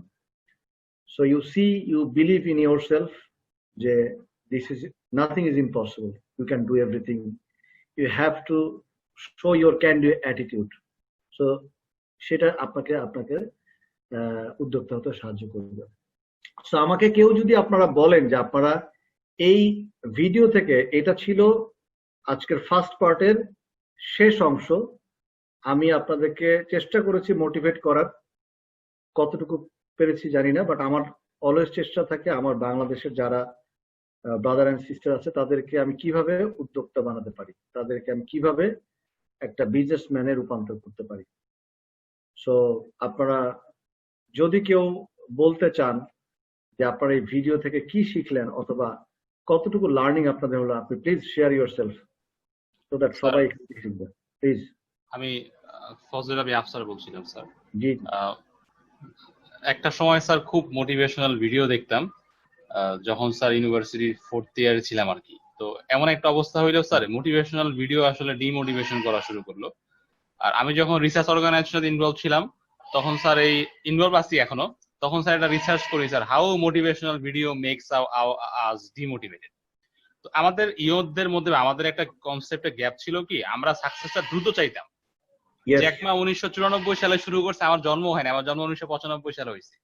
আর এখন আমরা ওনার সাকসেস স্টোরি শুনতেছি, দ্যাট মিনস 25-26 বছর উনি পরিশ্রম করছে। আর আমাদের প্রবলেম হচ্ছে স্যার আমরা মোটিভেশনাল ভিডিও দেখে আমরা চাই হচ্ছে কালকেই আমার জ্যাকমার মতো একটা প্রতিষ্ঠান হইতে হবে, পরশুদিন হইতে হবে। এই জিনিসটা মানুষকে প্রচুর পরিমাণে ফ্রাস্ট্রেশনে ভোগায়, এবং স্যার ফ্রাস্ট্রেশনের ভোগার কারণদের মধ্যে একটা ইন্ডিকেটর হচ্ছে স্যার এই ইউটিউবে মোটিভেশনাল ভিডিও। তারপরেও স্যার আমার একটা লার্নিং যেটা সাম্প্রতি হচ্ছে সেটা হচ্ছে ধৈর্য। আমি এখন বিলিভ করা শুরু করছি যে আমাকে আসলে বড় হইতে হলে সময় দিতে হবে। একটা প্রতিষ্ঠান আজকে করার পরে আমি 1 সপ্তাহের মধ্যেই বড় কিছু পাবো না। তো এই ধৈর্যটা আমাকে প্রচুর হেল্প করতেছে, আমাকে মানে সাস্টেনেবল মোটিভেশন যেটাকে বলে আর কি স্যার, মানে আমাকে আলহামদুলিল্লাহ প্রচুর হেল্প করতেছে। এবং আমি এখন কেন যেন বিশ্বাস শুরু করছি যে আমাকে অনেক সময় দিতে হবে, 1 বছর 2 বছর 5 বছর 10 বছর পরে হয়তোবা আমি একটা বড় ব্র্যান্ডে পরিণত হব। এবং আমার মনে হয় স্যার বাস্তব আসলে এইটা। তো স্যার আসলে অনেক ধন্যবাদ, আমি খুবই মোটিভেটেড হয়েছি এবং নিজের যেই অলসতা বা জড়তা থাকে, যেমন একটা কথা বললো না যে তোমাকে অন্য মানুষের থেকে আগে ঘুম থেকে উঠতে হবে, হ্যাঁ, তো আমার এই অভ্যাসটা মনে হয় যেন কালকে থেকে আমি মানে এটা খুব মোটিভেটেড হয়েছি যে আমার ঘুমের অভ্যাসটা একটু হয়ে গেছিল, তো এই ভিডিওর মাধ্যমে আমাকে আসলে আরো পরিশ্রম করতে হবে যেটা আমি কম করতেছি। সো স্যার অনেক ধন্যবাদ স্যার এই ভিডিওটা শেয়ার করার জন্য স্যার। আর আমি খুবই সরি স্যার, আমি আসলে প্রথমেই ডিরেক্ট একটা কথা বললাম, এটা আসলে খারাপ লাগতে পারে কারো কাছে, কেন, বাট এটা আমার মানে বাস্তব একটা অভিজ্ঞতা থেকে বললাম আর কি। জি ধন্যবাদ। Thank you. এনিবডি? একটা কথা আছে স্যার, আমি লাস্ট জব করেছি ইউটিসি অ্যাসোসিয়েটস ইনকর্পোরেশন, এটা একটা আইটি প্রজেক্ট। ওকে। তো আমরা আমাদের হেড অফিস নিউ জার্সিতে, গ্লো পয়েন্টের সফটওয়্যার রিপেয়ার, সফটওয়্যার ডেভেলপমেন্ট, এগুলা অনেকগুলা। তো ওখানে আমাদের বস অলওয়েজ বলতেন you will have to work an extra mile. Exactly. সবাই যা করে তোমাকে আরো 1 মাইল বেশি যেতে হবে প্রতিদিন। এটা আমাকে অনেক মোটিভেট করে স্যার, এই একটা কথা। Thank you. So every day is a new day for you, এবং প্রতিদিন আপনি চিন্তা করবেন যে আজকে আমি কি করব। প্রতিদিন নিজেকে একবার চিন্তা করে দেখবেন যে আমি আজকে সারাদিন কি করলাম, আমার সারাদিনের অ্যাচিভমেন্ট কি। সো আপনি যদি ওইভাবে চিন্তা করে দেখতে পারেন, I am sure you will be different person. এবং অবশ্যই আপনাকে আপনার প্রোডাক্ট আপনাকে যেমন ডিফারেন্ট হতে হবে, আপনার থিঙ্কিং যেমন আউট অফ বক্স হতে হবে, একইভাবে আপনার প্রোডাক্টের ডিফারেন্সিয়েশনও কিন্তু ওরকম হতে হবে যাতে মানুষ আপনাকে আপনার প্রোডাক্টকে ডিফারেন্সিয়েট করতে পারে। সো আর কোনো কিছু কারো কিছু জানার থাকলে বলতে পারেন, অথবা আমরা উইল মুভ টু নেক্সট ইয়েতে, যে আমরা যেখানে আমাদের ব্যবসা পরিকল্পনার আরেকটু ডিটেইলে আমরা ঢুকবো, কেমন? সো আমরা অলরেডি 15 মিনিটস লেট, আমাদের 2 ঘন্টাটা আমরা 8:15-তে শেষ করছি। Hopefully will cover it up. So next I am moving to another presentation.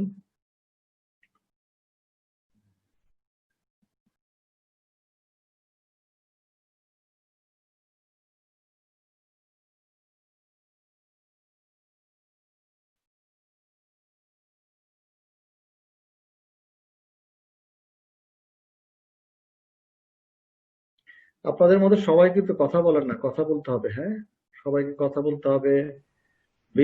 Business is not easy, but business করার জন্য কিন্তু মুখ খুলতে হবে, কথা বলতে হবে, সাহসী হতে হবে। আপনারা জানেন, আমি জানি আপনারা অলরেডি অনেকে সাহসী না হলে তো আসলে বিজনেস করতে আসবেন না, তাই না?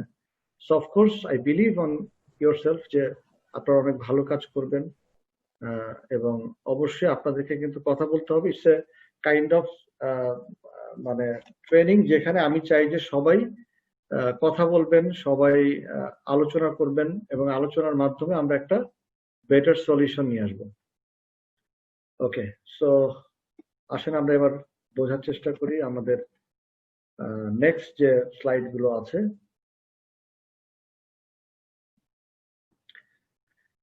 ইনভেস্টমেন্ট প্ল্যানিং এর 5.01 এ যেটা আছে ইনভেস্টমেন্ট প্ল্যানিং, এটার একটু ডিটেইলে এখন আমরা আস্তে আস্তে যাবো। আমরা একদম ইনিশিয়াল জিনিসগুলো বোঝার চেষ্টা করলাম, now we will go for detail planning of investment. সেই বিষয়গুলো আমরা আলোচনা করব। পরিকল্পনা কি, বিনিয়োগ পরিকল্পনা এবং আর্থিক পরিকল্পনা, কিছু কিছু জিনিস দেখবেন যে ওইটার সাথে এটার ডুপ্লিকেশন আছে, যেহেতু কাজগুলো একই ধরনের। সো অনেক কিছু এখানে আছে, যেহেতু বিডাও ওইভাবে তাদের প্ল্যান গুলো করেছে, আমরাও চেষ্টা করেছি ওইভাবে দেওয়ার জন্য। সো আসেন আমরা প্ল্যানিংটা কি সেটা একটু বুঝতে চাই। প্ল্যানিংটা হচ্ছে আমার একটা জিনিস, যেটা আমি ভবিষ্যতে কি করব সেটা এখনই নির্ধারণ করা। আমি ভবিষ্যতে যখন কোনো একটা বিজনেস করতে চাই, সেটার জন্য আমাকে এখন ডিসাইড করতে হবে যে আমি যা করতে চাই সেটা কিভাবে করতে চাই, কার দ্বারা করতে চাই, সেটাকে বলে হচ্ছে পরিকল্পনা।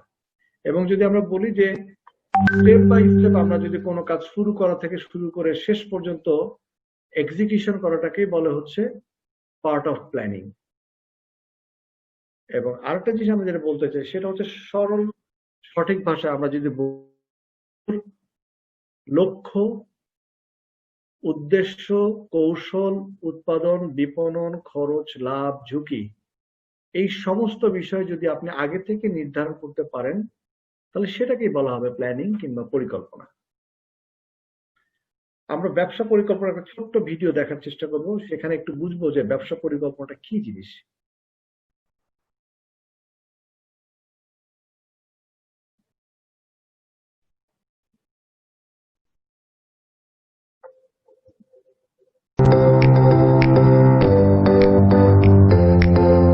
ব্যবসা শুরু করতে গেলে পরিকল্পনা আপনাকে করতেই হবে।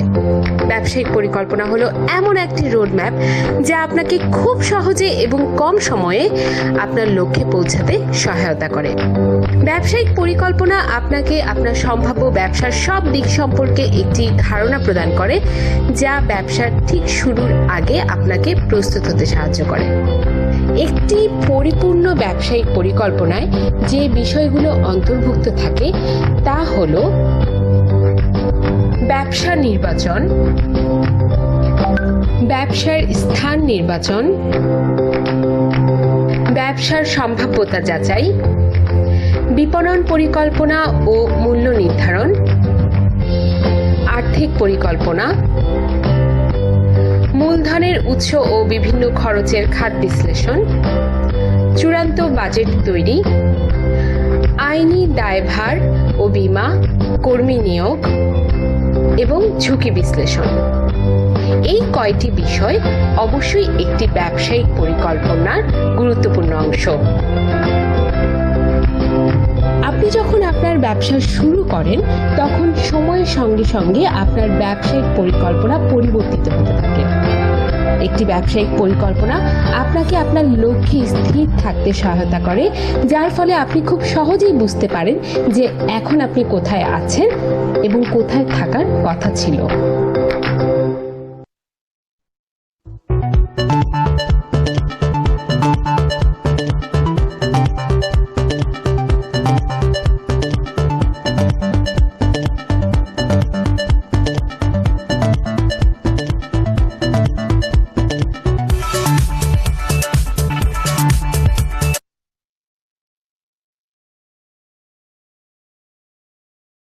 তাহলে ব্যবসা পরিকল্পনার ক্ষেত্রে আমাদের কি কি পরিকল্পনা করতে হবে কেউ যদি একটু বলতেন। যারা পুরাতনরা বলছেন তাদের কাছে শুনতে চাই না, নতুন কারো কাছে শুনতে চাই।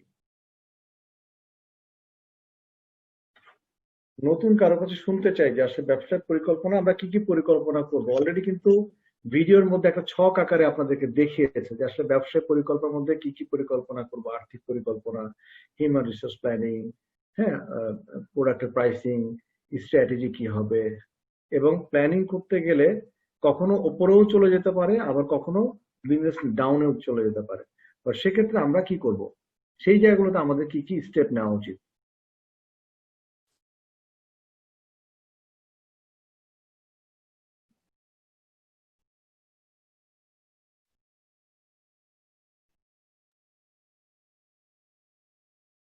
আপনারা কথা না বললে তো আমারও কথা বলা মুশকিল হয়ে যাবে।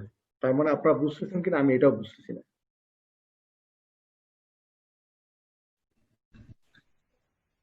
ওকে, লেটস মুভ টু নেক্সট। আসসালামু আলাইকুম স্যার।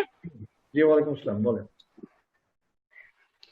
আমি সাইমা সুলতানা দীপ্তি বলছি। যে কোনো শুরু থেকে নির্দিষ্ট লক্ষ্য নির্ধারণ করতে হবে যে আমি কি ধরনের ব্যবসা শুরু করব, এবং সেটা তার জন্য একটা স্ট্র্যাটেজি বা কৌশল আমাকে অবলম্বন করতে হবে। এবং আমি এটা কিভাবে, আমার এখানে লাভও হতে পারে, ক্ষতি হতে পারে, আমার বিভিন্ন ধরনের ঝুঁকি থাকতে পারে। আমি এখান থেকে র মেটেরিয়াল নিয়ে আসবো, সেই র মেটেরিয়ালটা নিয়ে আসতে গেলে আমাকে সহজলভ্য হবে কিনা, বা এর থেকেও আমি আরো কত কমে আমি জিনিসটা নিয়ে আসতে পারবো, বা আমি ফান্ডিং কিভাবে করব, আমার ফ্রেন্ড সার্কেল থেকে না আমার আত্মীয় স্বজন বা আমার অন্য কোনো আর্থিক আছে কিনা, বা ব্যাংকের থেকে, যে আমার কোনো অপশন নাই আমি ব্যাংকের থেকে নিয়ে আসবো, বা আমার বিপণন পরিকল্পনাটা আমি কিভাবে করব, বা আমার কি কত টাকা আমার খরচ হতে পারে, যাবতীয় পরিকল্পনা করে আমাকে একটা ব্যবসা শুরু করতে হবে। আমি কি ঠিক বলেছি স্যার? একদম রাইট, একদম right. Thank you very much, thank you very much. আমরা আসছি ইনভেস্টমেন্ট প্ল্যানিং এর ক্ষেত্রে। আমরা বলছিলাম যে আমাদের ফাইন্যান্সিয়াল যে লক্ষ্য আমরা সেটা ডিসাইড করা, অর্থাৎ আমি কি আগামী 1 বছরের মধ্যে ব্রেক ইভেন পয়েন্টে যেতে চাই, নাকি আমি আগামী 6 মাসের মধ্যে ব্রেক ইভেনে যেতে চাই। ব্রেক ইভেন মানে কি? ব্রেক ইভেন হচ্ছে যেখানে সেলস এবং কস্ট দুইটা সেম হয়, অর্থাৎ আমার কোনো নো প্রফিট নো লস, এরকম একটা জায়গাকে বলে ব্রেক ইভেন পয়েন্ট। সো আমাকে ডিসাইড করতে হবে যে আমি যে ইনভেস্টমেন্টটা করব সেই ইনভেস্টমেন্টের কোন সময়ে যে কোন স্টেজে আমি পৌঁছাতে চাই। আমি কি আগামী 3 বছর আমার বিজনেসটাকে ডাবল করতে চাই, নাকি আগামী 10 বছর আমার বিজনেসটাকে ডাবল করতে চাই। সো এই যে লক্ষ্যগুলো, আমার যে উদ্দেশ্যগুলো, আমার যে অবজেক্টিভ গুলো, সেগুলোকে আগে আমাকে আইডেন্টিফাই করতে হবে। এরপরে ওই পরিকল্পনার মাধ্যমে সেটাকে আমাকে কনভার্ট করতে হবে যে ঠিক আছে, আমার 3 বছরের মধ্যে আমি এই জায়গায় পৌঁছাতে চাই, এবং 3 বছরের মধ্যে এই জায়গায় পৌঁছাতে গেলে আমাকে দিস আর দ্য ওয়ে, যেটাকে আমাকে ফাইন্যান্সিয়াল গোলের মধ্যে আমাকে বিশ্লেষণ করতে হবে, বিনিয়োগের প্ল্যানিং এর মধ্যে ওইটাকে রাখতে হবে।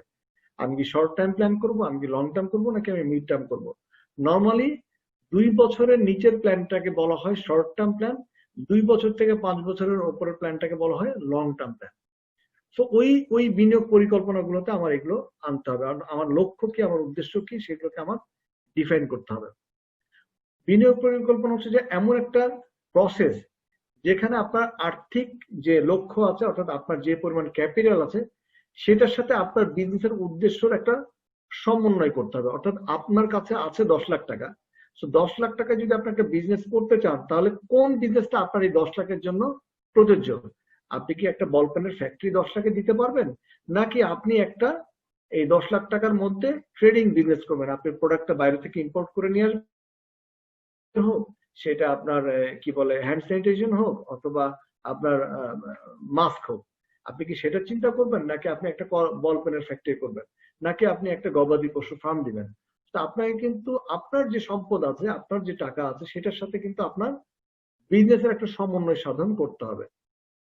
এরপর আমরা বলছি যে একটা আর্থিক পরিকল্পনা, অবশ্যই এই পরিকল্পনা এবং বিনিয়োগ পরিকল্পনা, আমি যে বিনিয়োগ পরিকল্পনা করব এবং আর্থিক পরিকল্পনা, এই দুইটা কিন্তু একটা অপরের পরিপূরক।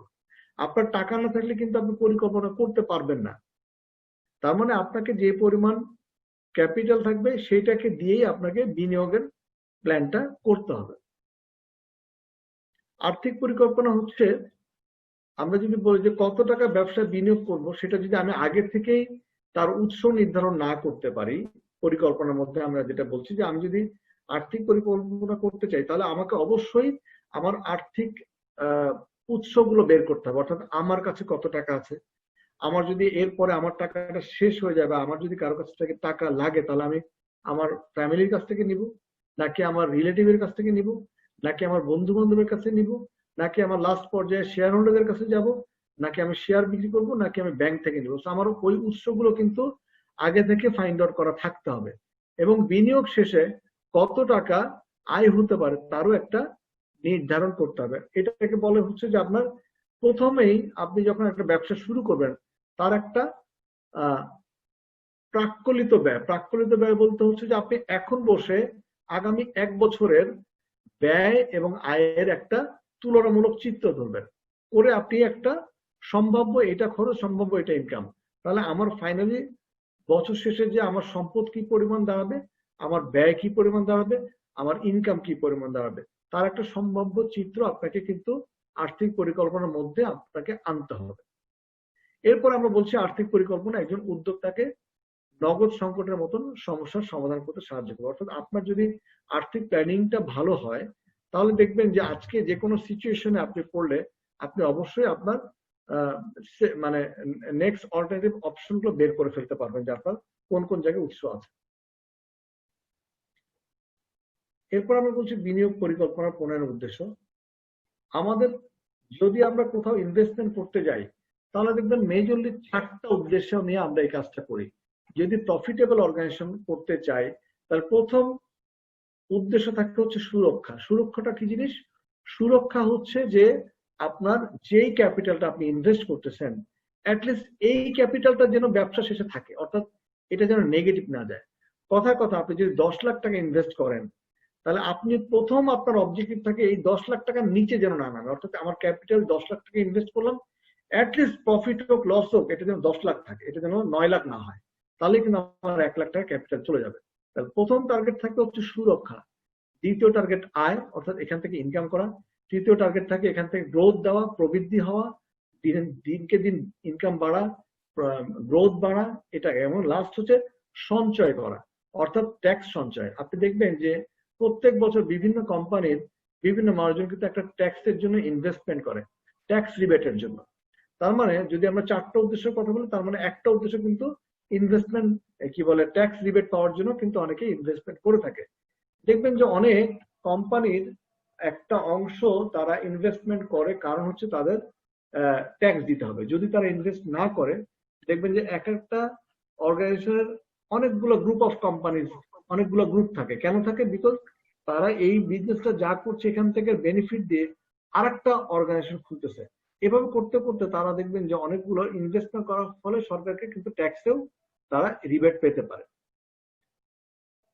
আসলে আমরা একটা বিনিয়োগের উদ্দেশ্যগুলো একটু দেখে নিই, তাহলে আমাদের জন্য সহজ হবে।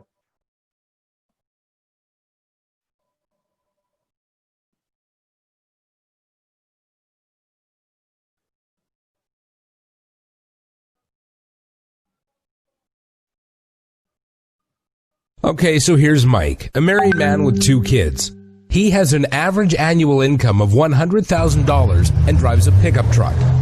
Mike's hobbies include fishing, camping, golfing, and hunting. He's quite enthusiastic about life and building wealth, so he can leave a good legacy for his children. Unfortunately, as of right now, Mike does not have a clue about investment objectives.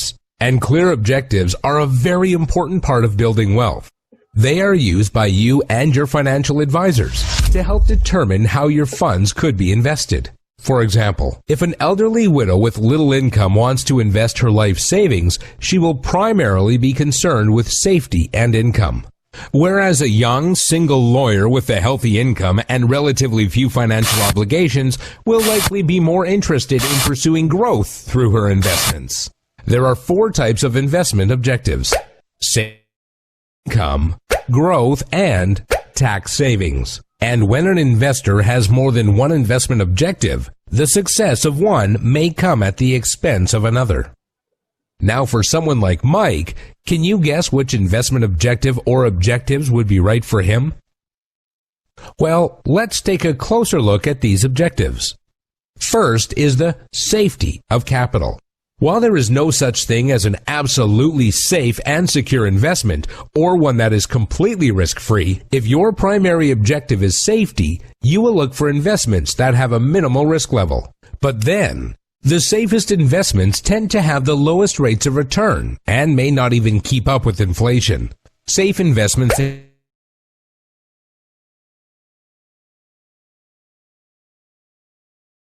corporate bonds, money market instruments, and securities guaranteed by banks such as GICs. On the other hand, when the primary objective is income, investors sacrifice a degree of safety in order to increase their yields. Even the most conservative of investors like to have some level of income in their portfolio just to keep up with the rate of inflation. Corporate bonds rather than the less risky government bonds tend to yield a higher return. They could be high-quality bonds with a lesser risk, or low-quality, known as junk bonds, with greater risk. Dividend income can be another source of income at a slightly higher risk. Growth might be your primary objective. Investors who are growth-oriented are normally less concerned with safety and do not totally depend on income from investment funds. These types of investments in growth instruments are more likely to fluctuate in value and come with a greater risk of loss. Higher risk investments may have greater long-term rewards, but in the meantime, you'll probably see some ups and downs. It is important to be aware and prepared for this in advance. Common stock investments that shares of publicly traded companies are usually associated with growth and are generally considered highly speculative. You don't really know. While growth securities offer a considerable opportunity for increase in value, there is also the potential of a greater risk of loss. Blue chip stocks offer relative safety because they are shares of established and mature companies, and their growth is primarily related to the long-term growth of the company. In fact, many blue chip stocks also offer a dividend. While dividend payments are not guaranteed, they do offer investors some form of predictable gains. Income generated by common shares is considered capital gains and is taxed differently. Which brings us to the tax savings category. Taxes on capital gains are significantly lower than taxes on interest income or ordinary income like salary. When the primary objective is tax savings, registered plans such as registered retirement savings plans and tax-free savings accounts are the best bet. However, there are also effective ways to shelter growth from annual taxation in open or non-registered accounts, where the investments used do not generate any tax reporting slips. The most common examples are class structure mutual funds and the investment component of a permanent life insurance policy. When considering your objectives, one thing to keep in mind is that not all investments by the same name have the same characteristics. For example, a bond issued by the Canadian federal government is quite different and much safer than a bond issued by an economically troubled country. Common shares from blue chip companies are quite different from startup or highly speculative new companies with unproven track records. As an investor, when you hear the word bond, you should not automatically equate it with a high-quality, low-risk investment. And when you hear the word stock, you should not automatically equate it with high risk. There are varying degrees of risk within each classification. Now talking about Mike, a family man with kids, he would definitely be interested in growth so that he can build wealth to provide a secure financial future for his family. And then maybe income, as well as tax savings, but he won't be too concerned about the safety of his capital because he's young and still actively earning.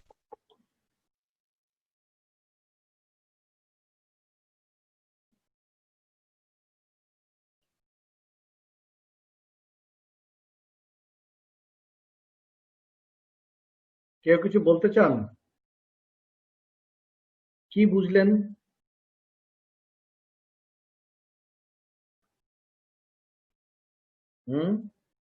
কিচ্ছু বলতে চান না আপনারা? কেউ কথা বলতে চাচ্ছেন না, কিভাবে হবে? নেটওয়ার্কের প্রবলেম আমার এখানে নাকি আপনার ওখান থেকে আমি ঠিক বুঝতে পারছি না। অনেক সময় ভেঙে ভেঙে আসছে। আসলে নেটওয়ার্কের অবস্থা এতটা খারাপ, প্রচুর মানুষ তো আসলে নেট ইউজ করছে। আমি জানি না অন্যদের কি অবস্থা। আমি অবশ্য আপনাদের কথা শুনতে পাচ্ছি যারা বলছেন। স্যার আসলে এই সময়টাতে প্রচুর ট্রাফিক থাকে তো স্যার, মানে এই যে কথা কেটে কেটে আসে, দেখা যায় ভিডিও মানে মনোযোগ দিয়ে দেখছি, মাঝখানে দুই একটা কিছু মিস হয়ে গেছে, পরে আবার সেটাকে কানেক্টেড করতে অসুবিধা হয় আর কি। যাই হোক, আপনারা কয়জন আমার কথা শুনতে পাচ্ছেন ক্লিয়ারলি বলেন তো? স্যার এখন শুনতে পাচ্ছি, এখন শুনতে পাচ্ছি। ভিডিও প্লে এর সময় স্যার এখন শুনতে পাচ্ছি স্যার। আসলে নেটটা এত বেশি ফ্ল্যাকচুয়েট করছে আমাদের টোটাল বাংলাদেশে, সব মিলে আসলে একটু ঝামেলা হচ্ছে, এটা ট্রু। বাট তারপরেও আপনাদের কিন্তু এভাবে সবাই যেহেতু করছে, তো আপনারা বুঝতে যদি না পারেন তাহলে আসলে লাভ হবে না আমার। মানে আমি যতটুকু চেষ্টা করছি সেই অনুযায়ী যদি আপনারা কিছুটা ধরতে পারেন, then I will be happy যে আপনারা বুঝতে পারছেন। তো এখানে মূল বিষয়টা কি ছিল? এখানে মূল বিষয়টা ছিল হচ্ছে যে ইনভেস্টমেন্ট যখন একজন প্ল্যান করবে তখন হচ্ছে আপনাকে 4টা বিষয় আপনাকে মাথায় রাখতে হবে। আপনারা যারা এখানে বিজনেস করতে আসছেন, দেখেন আপনাদের যদি নিজেরা চিন্তা করেন, পরের 4 নম্বর যেটা, এটা ভুলে যান, ট্যাক্স রিবেটের কথা ভুলে যান। আপনাদের প্রাথমিক উদ্দেশ্য থাকে কিন্তু আসলে আপনি যে টাকাটা ইনভেস্ট করছেন অ্যাটলিস্ট এইটা যেন কোনোভাবে নেগেটিভ না হয়। That is your first priority. Second thing কি, যে এখান থেকে যদি আমি আমার ক্যাপিটালটাকে সুরক্ষা করতে পারি, দেন নেক্সট স্টেপ হচ্ছে এখান থেকে আমার ইনকাম জেনারেটিং কোনো কিছু একটা বের করতে হবে। যখন আপনি ইনকামটাকে বাড়াতে থাকবেন তখন আপনি চিন্তা করেন, now this is the time for growth. আমি এখন নেক্সট 2 ইয়ার্স এর মধ্যে আমি আমার এই কোম্পানিকে ডাবল করতে চাই, অর্থাৎ এখন এটা 2 কোটি টাকার বিজনেস আছে, আমি নেক্সট 2 বছরের মধ্যে এটা 4 কোটি টাকার বিজনেস করতে চাই। এখন 2 কোটি টাকার বিজনেস থেকে 4 কোটি টাকা যদি আপনি নেক্সট 2 ইয়ার্সে হতে চান অথবা ডাবল বিজনেস করতে চান, নিশ্চয়ই আপনাকে বসে থাকলে হবে না। এই 4 কোটি টাকার বিজনেসে আপনাকে আনতে হলে নিশ্চয়ই এই 4 কোটি পরিমাণ আপনাকে শ্রম দিতে হবে, আপনাকে স্ট্র্যাটেজি ঠিক করতে হবে, আপনাকে ক্যাপিটাল বাড়াতে হবে, আপনাকে অনেকগুলো কাজ করতে হবে, আপনার প্রোডাকশনে করতে হবে, এবং ব্যাকওয়ার্ড ফরওয়ার্ড লিঙ্কেজের জন্য আপনাকে বিভিন্ন সহযোগী সহকারী প্রতিষ্ঠানগুলো গড়ে তুলতে হবে। সো আপনি যা প্ল্যান করবেন, আপনি যেভাবে ইনভেস্টমেন্ট করতে চাবেন সেইভাবে কিন্তু আপনাকে প্ল্যান করতে হবে। যে জন্য আমি এখানে বলার চেষ্টা করলাম যে আপনারা যারা ইনভেস্টমেন্ট করবেন তখন অবশ্যই আপনাকে আপনার স্ট্র্যাটেজি, আপনার অবজেক্টিভ গুলো সেট করতে হবে যে আপনি কি এখন শুধু ক্যাপিটাল সুরক্ষা হলেই খুশি, অর্থাৎ আপনি কি অ্যাটলিস্ট আগামী 6 মাসে যদি ব্রেক ইভেনে যান, then you will be happy. That is your initial objective. Second thing কি, যে আমার ব্রেক ইভেনে তো গেলাম, তাহলে আমার ক্যাপিটালটা সুরক্ষা করতে পারলাম কিনা, এটা হচ্ছে আমার নেক্সট অবজেক্টিভ। এইভাবে করতে করতে কিন্তু এগোতে হবে। সো এই জন্য আপনাদেরকে বলার উদ্দেশ্য হচ্ছে আপনারা যেন জিনিসটাকে নিজেদের মতন করে চিন্তা করতে পারেন যে আমার কোন স্টেপে আমি যেতে যাচ্ছি, আমার বিজনেসের কোন কোন জায়গায় আমি এখন আছি এবং কোন জায়গায় যেতে চাই। কেমন? ওকে,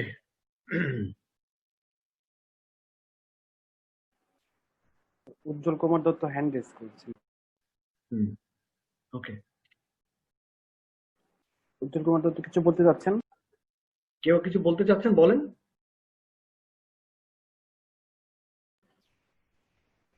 আচ্ছা, কেউ কিছু বলতে চাচ্ছে কিনা জানি না, বাট বলতে চাইলে বলতে পারেন। আমরা চলে যাচ্ছি কিছু বিষয়। আপনাকে যখন আপনি ইনভেস্টমেন্ট করবেন আপনাকে মাথায় আনতে হবে কিছু কিছু প্রশ্ন। আপনাকে নিজেকে জিজ্ঞাসা করবেন, আপনি নিজের দিকে তাকায় জিজ্ঞেস করবেন আপনার বিনিয়োগের এই উদ্দেশ্য কি। আপনাকে তো 4টা উদ্দেশ্য আমরা দেখালাম, সুরক্ষা, ইনকাম, গ্রোথ এবং ফাইনালি ট্যাক্স সঞ্চয়। আপনার উদ্দেশ্য কি? এবার আপনি নিজেকে প্রশ্ন করেন বিনিয়োগের উদ্দেশ্য কি আপনার।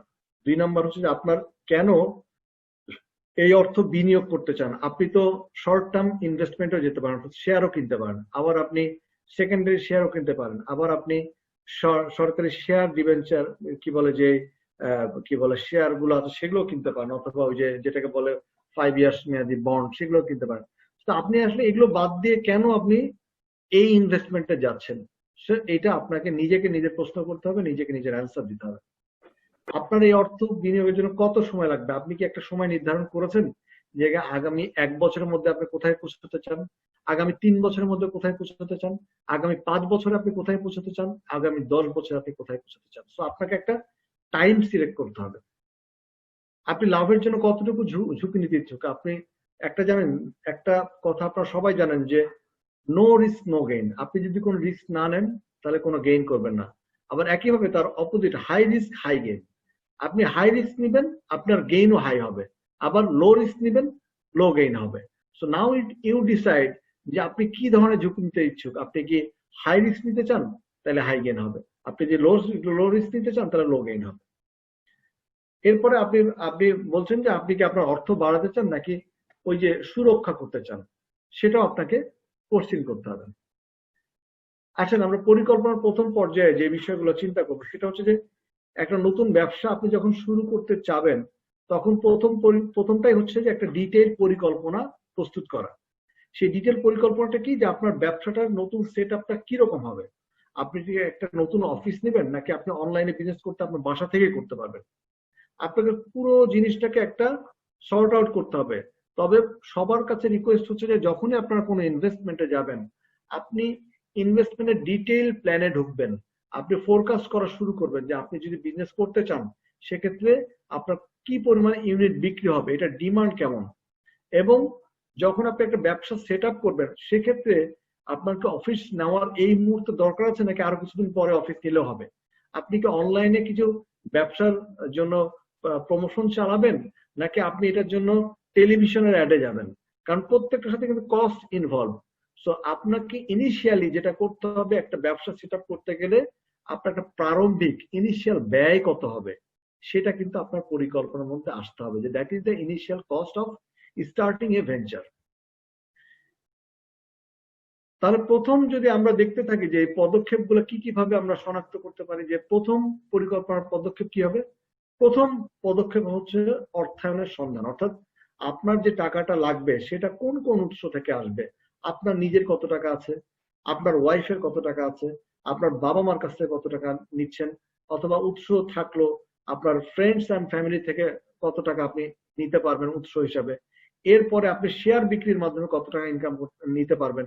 ফাইনালি আপনি যখন এগুলো যে সব কাভার আপ হবে তখন তো আপনি এখান থেকে নেবেন, কিন্তু যদি কাভার আপ না হয় তাহলে লাস্টে যে আপনি ব্যাংক থেকে নেবেন।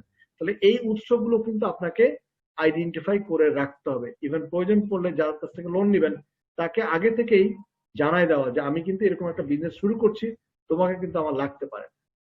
এরপর হচ্ছে যে আমরা আইনি বিষয়গুলো নিয়ে প্রস্তুতি নিব, অর্থাৎ আমার ট্রেড লাইসেন্স করা, আমার লিগাল যে বিষয়গুলো সেগুলোকে আইডেন্টিফাই করা। আমি কি এটা এক মালিকানা প্রতিষ্ঠান হব নাকি এটা লিমিটেড কোম্পানি হবে নাকি এটা পার্টনারশিপ হবে, কি হবে সেটাকে নির্ধারণ করার পরে সেই অনুযায়ী আমার ট্রেড লাইসেন্স করা, সেই অনুযায়ী আমার লিগাল বাইন্ডিং গুলোকে ফাইনালাইজ করা এবং সেই অনুযায়ী আমার অবকাঠামো নির্ধারণ করা।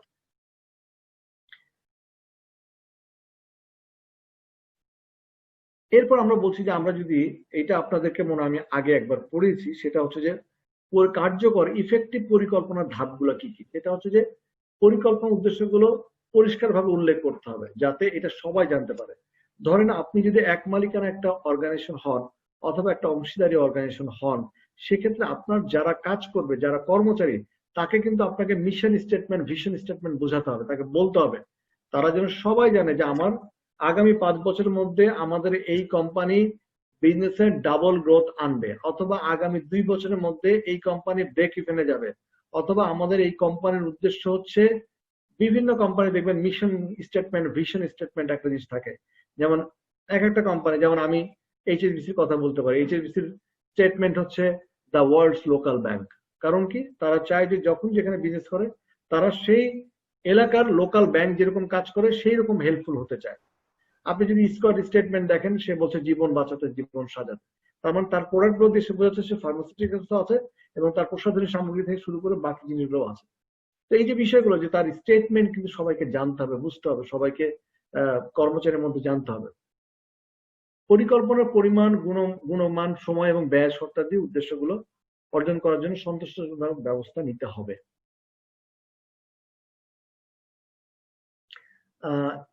পরিকল্পনার উদ্দেশ্যগুলো সম্পাদনের কোন কোন বিভাগ, মানে কে কোন কাজের জন্য রেসপন্সিবিলিটি থাকবে সেটা আপনাকে নির্দেশ করে দিতে হবে, ফাইনালাইজ করে দিতে হবে। প্রত্যেকটা কাজের জন্য সময় নির্দেশ করে দিতে হবে, প্রয়োজনীয় খরচ এবং সম্পদ গুলোকে ফাইনালাইজ করতে হবে। পরিকল্পনা উদ্দেশ্য সাধনের জন্য দায়ী কর্মকর্তা, রেসপন্সিবল পার্সন কে কে হতে হবে। এই ছিল হচ্ছে মূলনীতি। আপনাদেরকে আমি পড়িয়েছি একবার। সো এরপরে আমরা যেটা দেখাবো সেটা হচ্ছে যে পরিকল্পনার সময় যা যা করা উচিত। পরিকল্পনাটা অবশ্যই লিখে থাকা উচিত, অর্থাৎ লিখিত থাকা উচিত। মনে রাখবেন, যে কোনো কিছু ভার্বাল কোনো কমিউনিকেশন রাখবেন না। পার্টনারশিপ অর্গানাইজেশন হোক আর যেটাই হোক, আপনার অবশ্যই পরিকল্পনাটা কি সেটা লিখিত আকারে থাকা উচিত। বিনিয়োগের উদ্দেশ্যটা পরিষ্কার থাকা উচিত, অর্থাৎ আমি যে ইনভেস্টমেন্ট করছি সেটা ক্লিয়ার থাকা উচিত। প্রচুর গবেষণা করতে বলছি, অর্থাৎ ওই যে মার্কেট থেকে ডেটা কালেক্ট করতে হবে, সার্ভে করতে হবে, প্রয়োজন পড়লে আপনার ডিমান্ড সাপ্লাই কেমন দেখতে হবে, মার্কেটের প্রাইস কেমন দেখতে হবে, কস্ট কেমন হয়, অন্যান্য কোম্পানির কস্টিং কেমন, আপনার কস্টিং কেমন। মানে কোনো প্রোডাক্ট, অবশ্যই কোনো প্রোডাক্ট বা বিজনেস শুরু করার আগে অবশ্যই আপনাকে প্রচুর গবেষণা করে তারপরে নামতে হবে। পরীক্ষামূলক বাজারে অ্যাক্সেস, যেটা আমরা বলছিলাম যে আপনাকে পাইলট বেসিসে, পাইলট প্রজেক্ট হিসাবে আপনাকে কিন্তু কিছু বাজারে আপনাকে অ্যাক্সেস করতে হবে, যে দেখতে হবে যে কোনটার দাম কেমন, কোনটার কি অবস্থা, এবং আর্থিক পরিকল্পনা পরিপূর্ণভাবে রাখতে হবে। এবার আমরা সোর্ট আপনাদেরকে বলেছিলাম, আজকে সোর্টের ডিটেল পড়াবো। একটু সোর্ট নিয়ে এই অংশটুকুতে আপনাদের ডিটেলে আসবো। তার আগে আমরা একটা ভিডিও দেখে তারপর আমরা আলোচনায় যাব। স্যার আমার একটা প্রশ্ন ছিল স্যার। বলেন বলেন প্লিজ। স্যার প্রশ্ন হচ্ছে স্যার, আমরা এর আগে স্লাইডে দেখলাম যে ইনভেস্টমেন্ট প্ল্যানিং এর ক্ষেত্রে কয়েকটি বিষয় বিবেচনা করা হয়েছে, 4টি বিষয়। প্রথমত যে আপনার ক্যাপিটাল সেফটি যে বিষয়টা আর কি, তারপরে ইনকাম, তারপর গ্রোথ, ট্যাক্স সেভিংস। জি স্যার, শুনতে পাচ্ছেন? হ্যাঁ শুনতে পাচ্ছি, বলেন। হ্যাঁ স্যার, তো এখানে রিটার্ন অন ইনভেস্টমেন্ট প্ল্যানিং এর ক্ষেত্রে আমরা এর আগে দেখেছি যে ইনভেস্টমেন্ট প্ল্যানিং এ তো রিটার্ন অন ইনভেস্টমেন্ট বা আইআরআর বা আপনার কস্ট, আরওআই, তারপরে কস্ট ভলিউম প্রফিট আর কি, হ্যাঁ, তারপরে অ্যানালাইসিস, তারপরে আর কস্ট কন্ট্রোল, হ্যাঁ, কস্ট কন্ট্রোল আর কি, যেটাকে মিনিমাইজিং কস্ট ম্যাক্সিমাইজিং প্রফিট বলে আর কি আমরা অনেক সময় আখ্যায়িত করি। তো সেই বিষয়গুলো যে এখানে মানে কার সাথে সম্পর্কযুক্ত, ইনভেস্টমেন্ট প্ল্যানিং এর 4টার ভিতরে কোনটার সাথে সম্পর্ক? এইটা তো আমরা আপনাদেরকে বললাম যে যখন আপনি একটা প্ল্যান করবেন, আপনার সমস্ত প্রাক্কলিত কস্ট, কি কি খরচ হবে, কি কি ইনকাম হবে, কি ব্যয় হবে, আপনার ইনভেস্টমেন্ট কত, কিন্তু আপনার ইনিশিয়াল প্ল্যানিং এর মধ্যেই থাকতে হবে। এটা প্রথম পরিকল্পনার মধ্যেই এটা থাকবে। আপনাকে যেটা প্রথম যে 2 ঘন্টা আমরা পড়ালাম, ওখানে কিন্তু বেসিক আইডিয়া দিলাম যে আপনাকে একটা বিজনেস দাঁড় করাতে হলে কিন্তু আপনার ইনিশিয়াল কস্ট, সম্পদ, ইনকাম, সমস্ত কিছুর একটা প্রারম্ভিক ব্যয়। আমরা বলছিলাম, আপনি একটা কথা মনে দেখবেন, প্রাক্কলিত কস্ট, অথবা ইনিশিয়ালি আপনাকে একটা সম্ভাব্য কি পরিমাণ ইনকাম, কি পরিমাণ কস্ট, কি পরিমাণ আপনার এই কি বলে উপাদানগুলো আছে, সেগুলো কিন্তু আপনাকে অ্যানালাইসিস করতে হবে, দেখতে হবে। এটা কিন্তু ইনিশিয়াল স্টেজে আপনি যখন আর্থিক পরিকল্পনা করবেন, তখনই কিন্তু আপনাকে আর্থিক পরিকল্পনার মধ্যে কস্ট গুলো অ্যানালাইসিস করতে হবে। আর আপনি যেটা বলছেন return on investment, return on ইনভেস্টমেন্টটা কি জিনিস? আপনি যা ইনভেস্ট করবেন তার এগেইনস্টে রিটার্ন কত। কথার কথা, আপনি যদি 1 লাখ টাকা ইনভেস্ট করেন, তাহলে প্রথম মাসে আপনার 1 লাখের এগেইনস্টে বেনিফিট কত আসছে? কথার কথা 10,000 আসছে। এভাবে 12 মাসে 1 লাখ ইনভেস্টমেন্টের এগেইনস্টে যদি 10,000 করে আসে, তাহলে 12 মাসে কিন্তু 1,20,000 আসছে। তার মানে আপনি 1 লাখ টাকা ইনভেস্ট করে বছরে কিন্তু 1,20,000 টাকা ইনকাম করেছেন। তাহলে আপনার রিটার্ন অন ইনভেস্টমেন্ট কিন্তু 120%। তো আপনাকে এই বিষয়গুলো কিন্তু ইনিশিয়ালি আপনাকে ফোরকাস্ট করতে হবে। প্রাক্কলিত, যেটাকে আমরা বলি প্রাক্কলিত ব্যয় অথবা ফোরকাস্টেড কস্ট, আপনাকে কিন্তু বিজনেস শুরুতেই কিন্তু আপনাকে এই জিনিসগুলো আগেই অ্যানালাইসিস করতে হবে, বের করতে হবে, আপনাকে সার্ভে করতে হবে। সব জিনিসগুলো কিন্তু আপনাকে ইনিশিয়াল পর্যায়ে করতে হবে। বোঝা গেল উজ্জ্বল? জি স্যার, থ্যাংক ইউ স্যার। আসেন আমরা সোর্ট অ্যানালাইসিস, আমরা যখন বিজনেসটা শুরু করে দিব তার আগে কিন্তু আমাকে আমার সোর্ট অ্যানালাইসিসটা হচ্ছে ইন্টারনাল এবং এক্সটার্নাল দুইটা ফ্যাক্টরই আমাকে কনসিডারেশনে আনতে হয়। এখন সোর্ট অ্যানালাইসিসে আমরা যেটা বোঝার চেষ্টা করবো যে আমার কি কি ইন্টারনাল ফ্যাক্টর আছে যেগুলোকে আমি মেজার করব, এবং কি কি এক্সটার্নাল ফ্যাক্টর আছে যেগুলোকে আমি বিজনেস শুরু করার আগে মেজার করব। চলেন আমরা একটা ভিডিও দেখে নিই যে সোর্ট মানে কি। স্ট্রেংথ মানে আমরা বুঝতেই পারছি যে স্ট্রেংথটা হচ্ছে শক্তি, আমার নিজের ইন্টারনাল শক্তি কি কি আছে। এবং উইকনেস কি? উইকনেস হচ্ছে আমার নিজের উইকনেস কি কি, এই দুটো কিন্তু ইন্টারনাল। আর অপরচুনিটি কি আছে, এটা কিন্তু আমার এক্সটার্নাল, অর্থাৎ আমার বিজনেস করতে গেলে আর কোন কোন মার্কেট আছে, আমি ঢাকার মধ্যে শুধু করব নাকি গাজীপুরে করব, নাকি আমি চিটাগাং করব, নাকি আমি খুলনা করব, নাকি আমি সাতক্ষীরা করব। সো অপরচুনিটি আর কি কি আছে, এটা কিন্তু এক্সটার্নাল। আবার থ্রেটস কি? থ্রেটস হচ্ছে ঝুঁকি, যে আপনি এই বিজনেস করতে গেলে আপনাকে কি কি ঝুঁকির সম্মুখীন হতে হবে। হতে পারে এক্সটার্নাল ঝুঁকি, কিরকম? বন্যা, আপনার কোভিড, বিভিন্ন এক্সটার্নাল ঝুঁকি আসতে পারে। আপনার হঠাৎ করে একটা ন্যাচারাল ক্যালামিটি চলে আসতে পারে, অথবা আপনার থ্রেটস হিসাবে আসতে পারে যে বছরের এই সময়টাতে আপনার বিজনেস খারাপ হয়, কেন? এই রিজনে। তো এটা কিন্তু এক্সটার্নাল ফ্যাক্টর। সো আপনি যখন একটা বিজনেস দাঁড় করাতে যাবেন, আপনার কিন্তু সোট অ্যানালিসিসটা খুব সুন্দরভাবে করতে হবে। এবং এই চ্যাপ্টারের শেষে কিন্তু আমি আপনাদেরকে একটা কাজ করতে দিব, সেটা হচ্ছে যে আপনারা নিজেদের একটা সোট অ্যানালাইসিস করবেন, আমি দেখাবো একদম শেষে।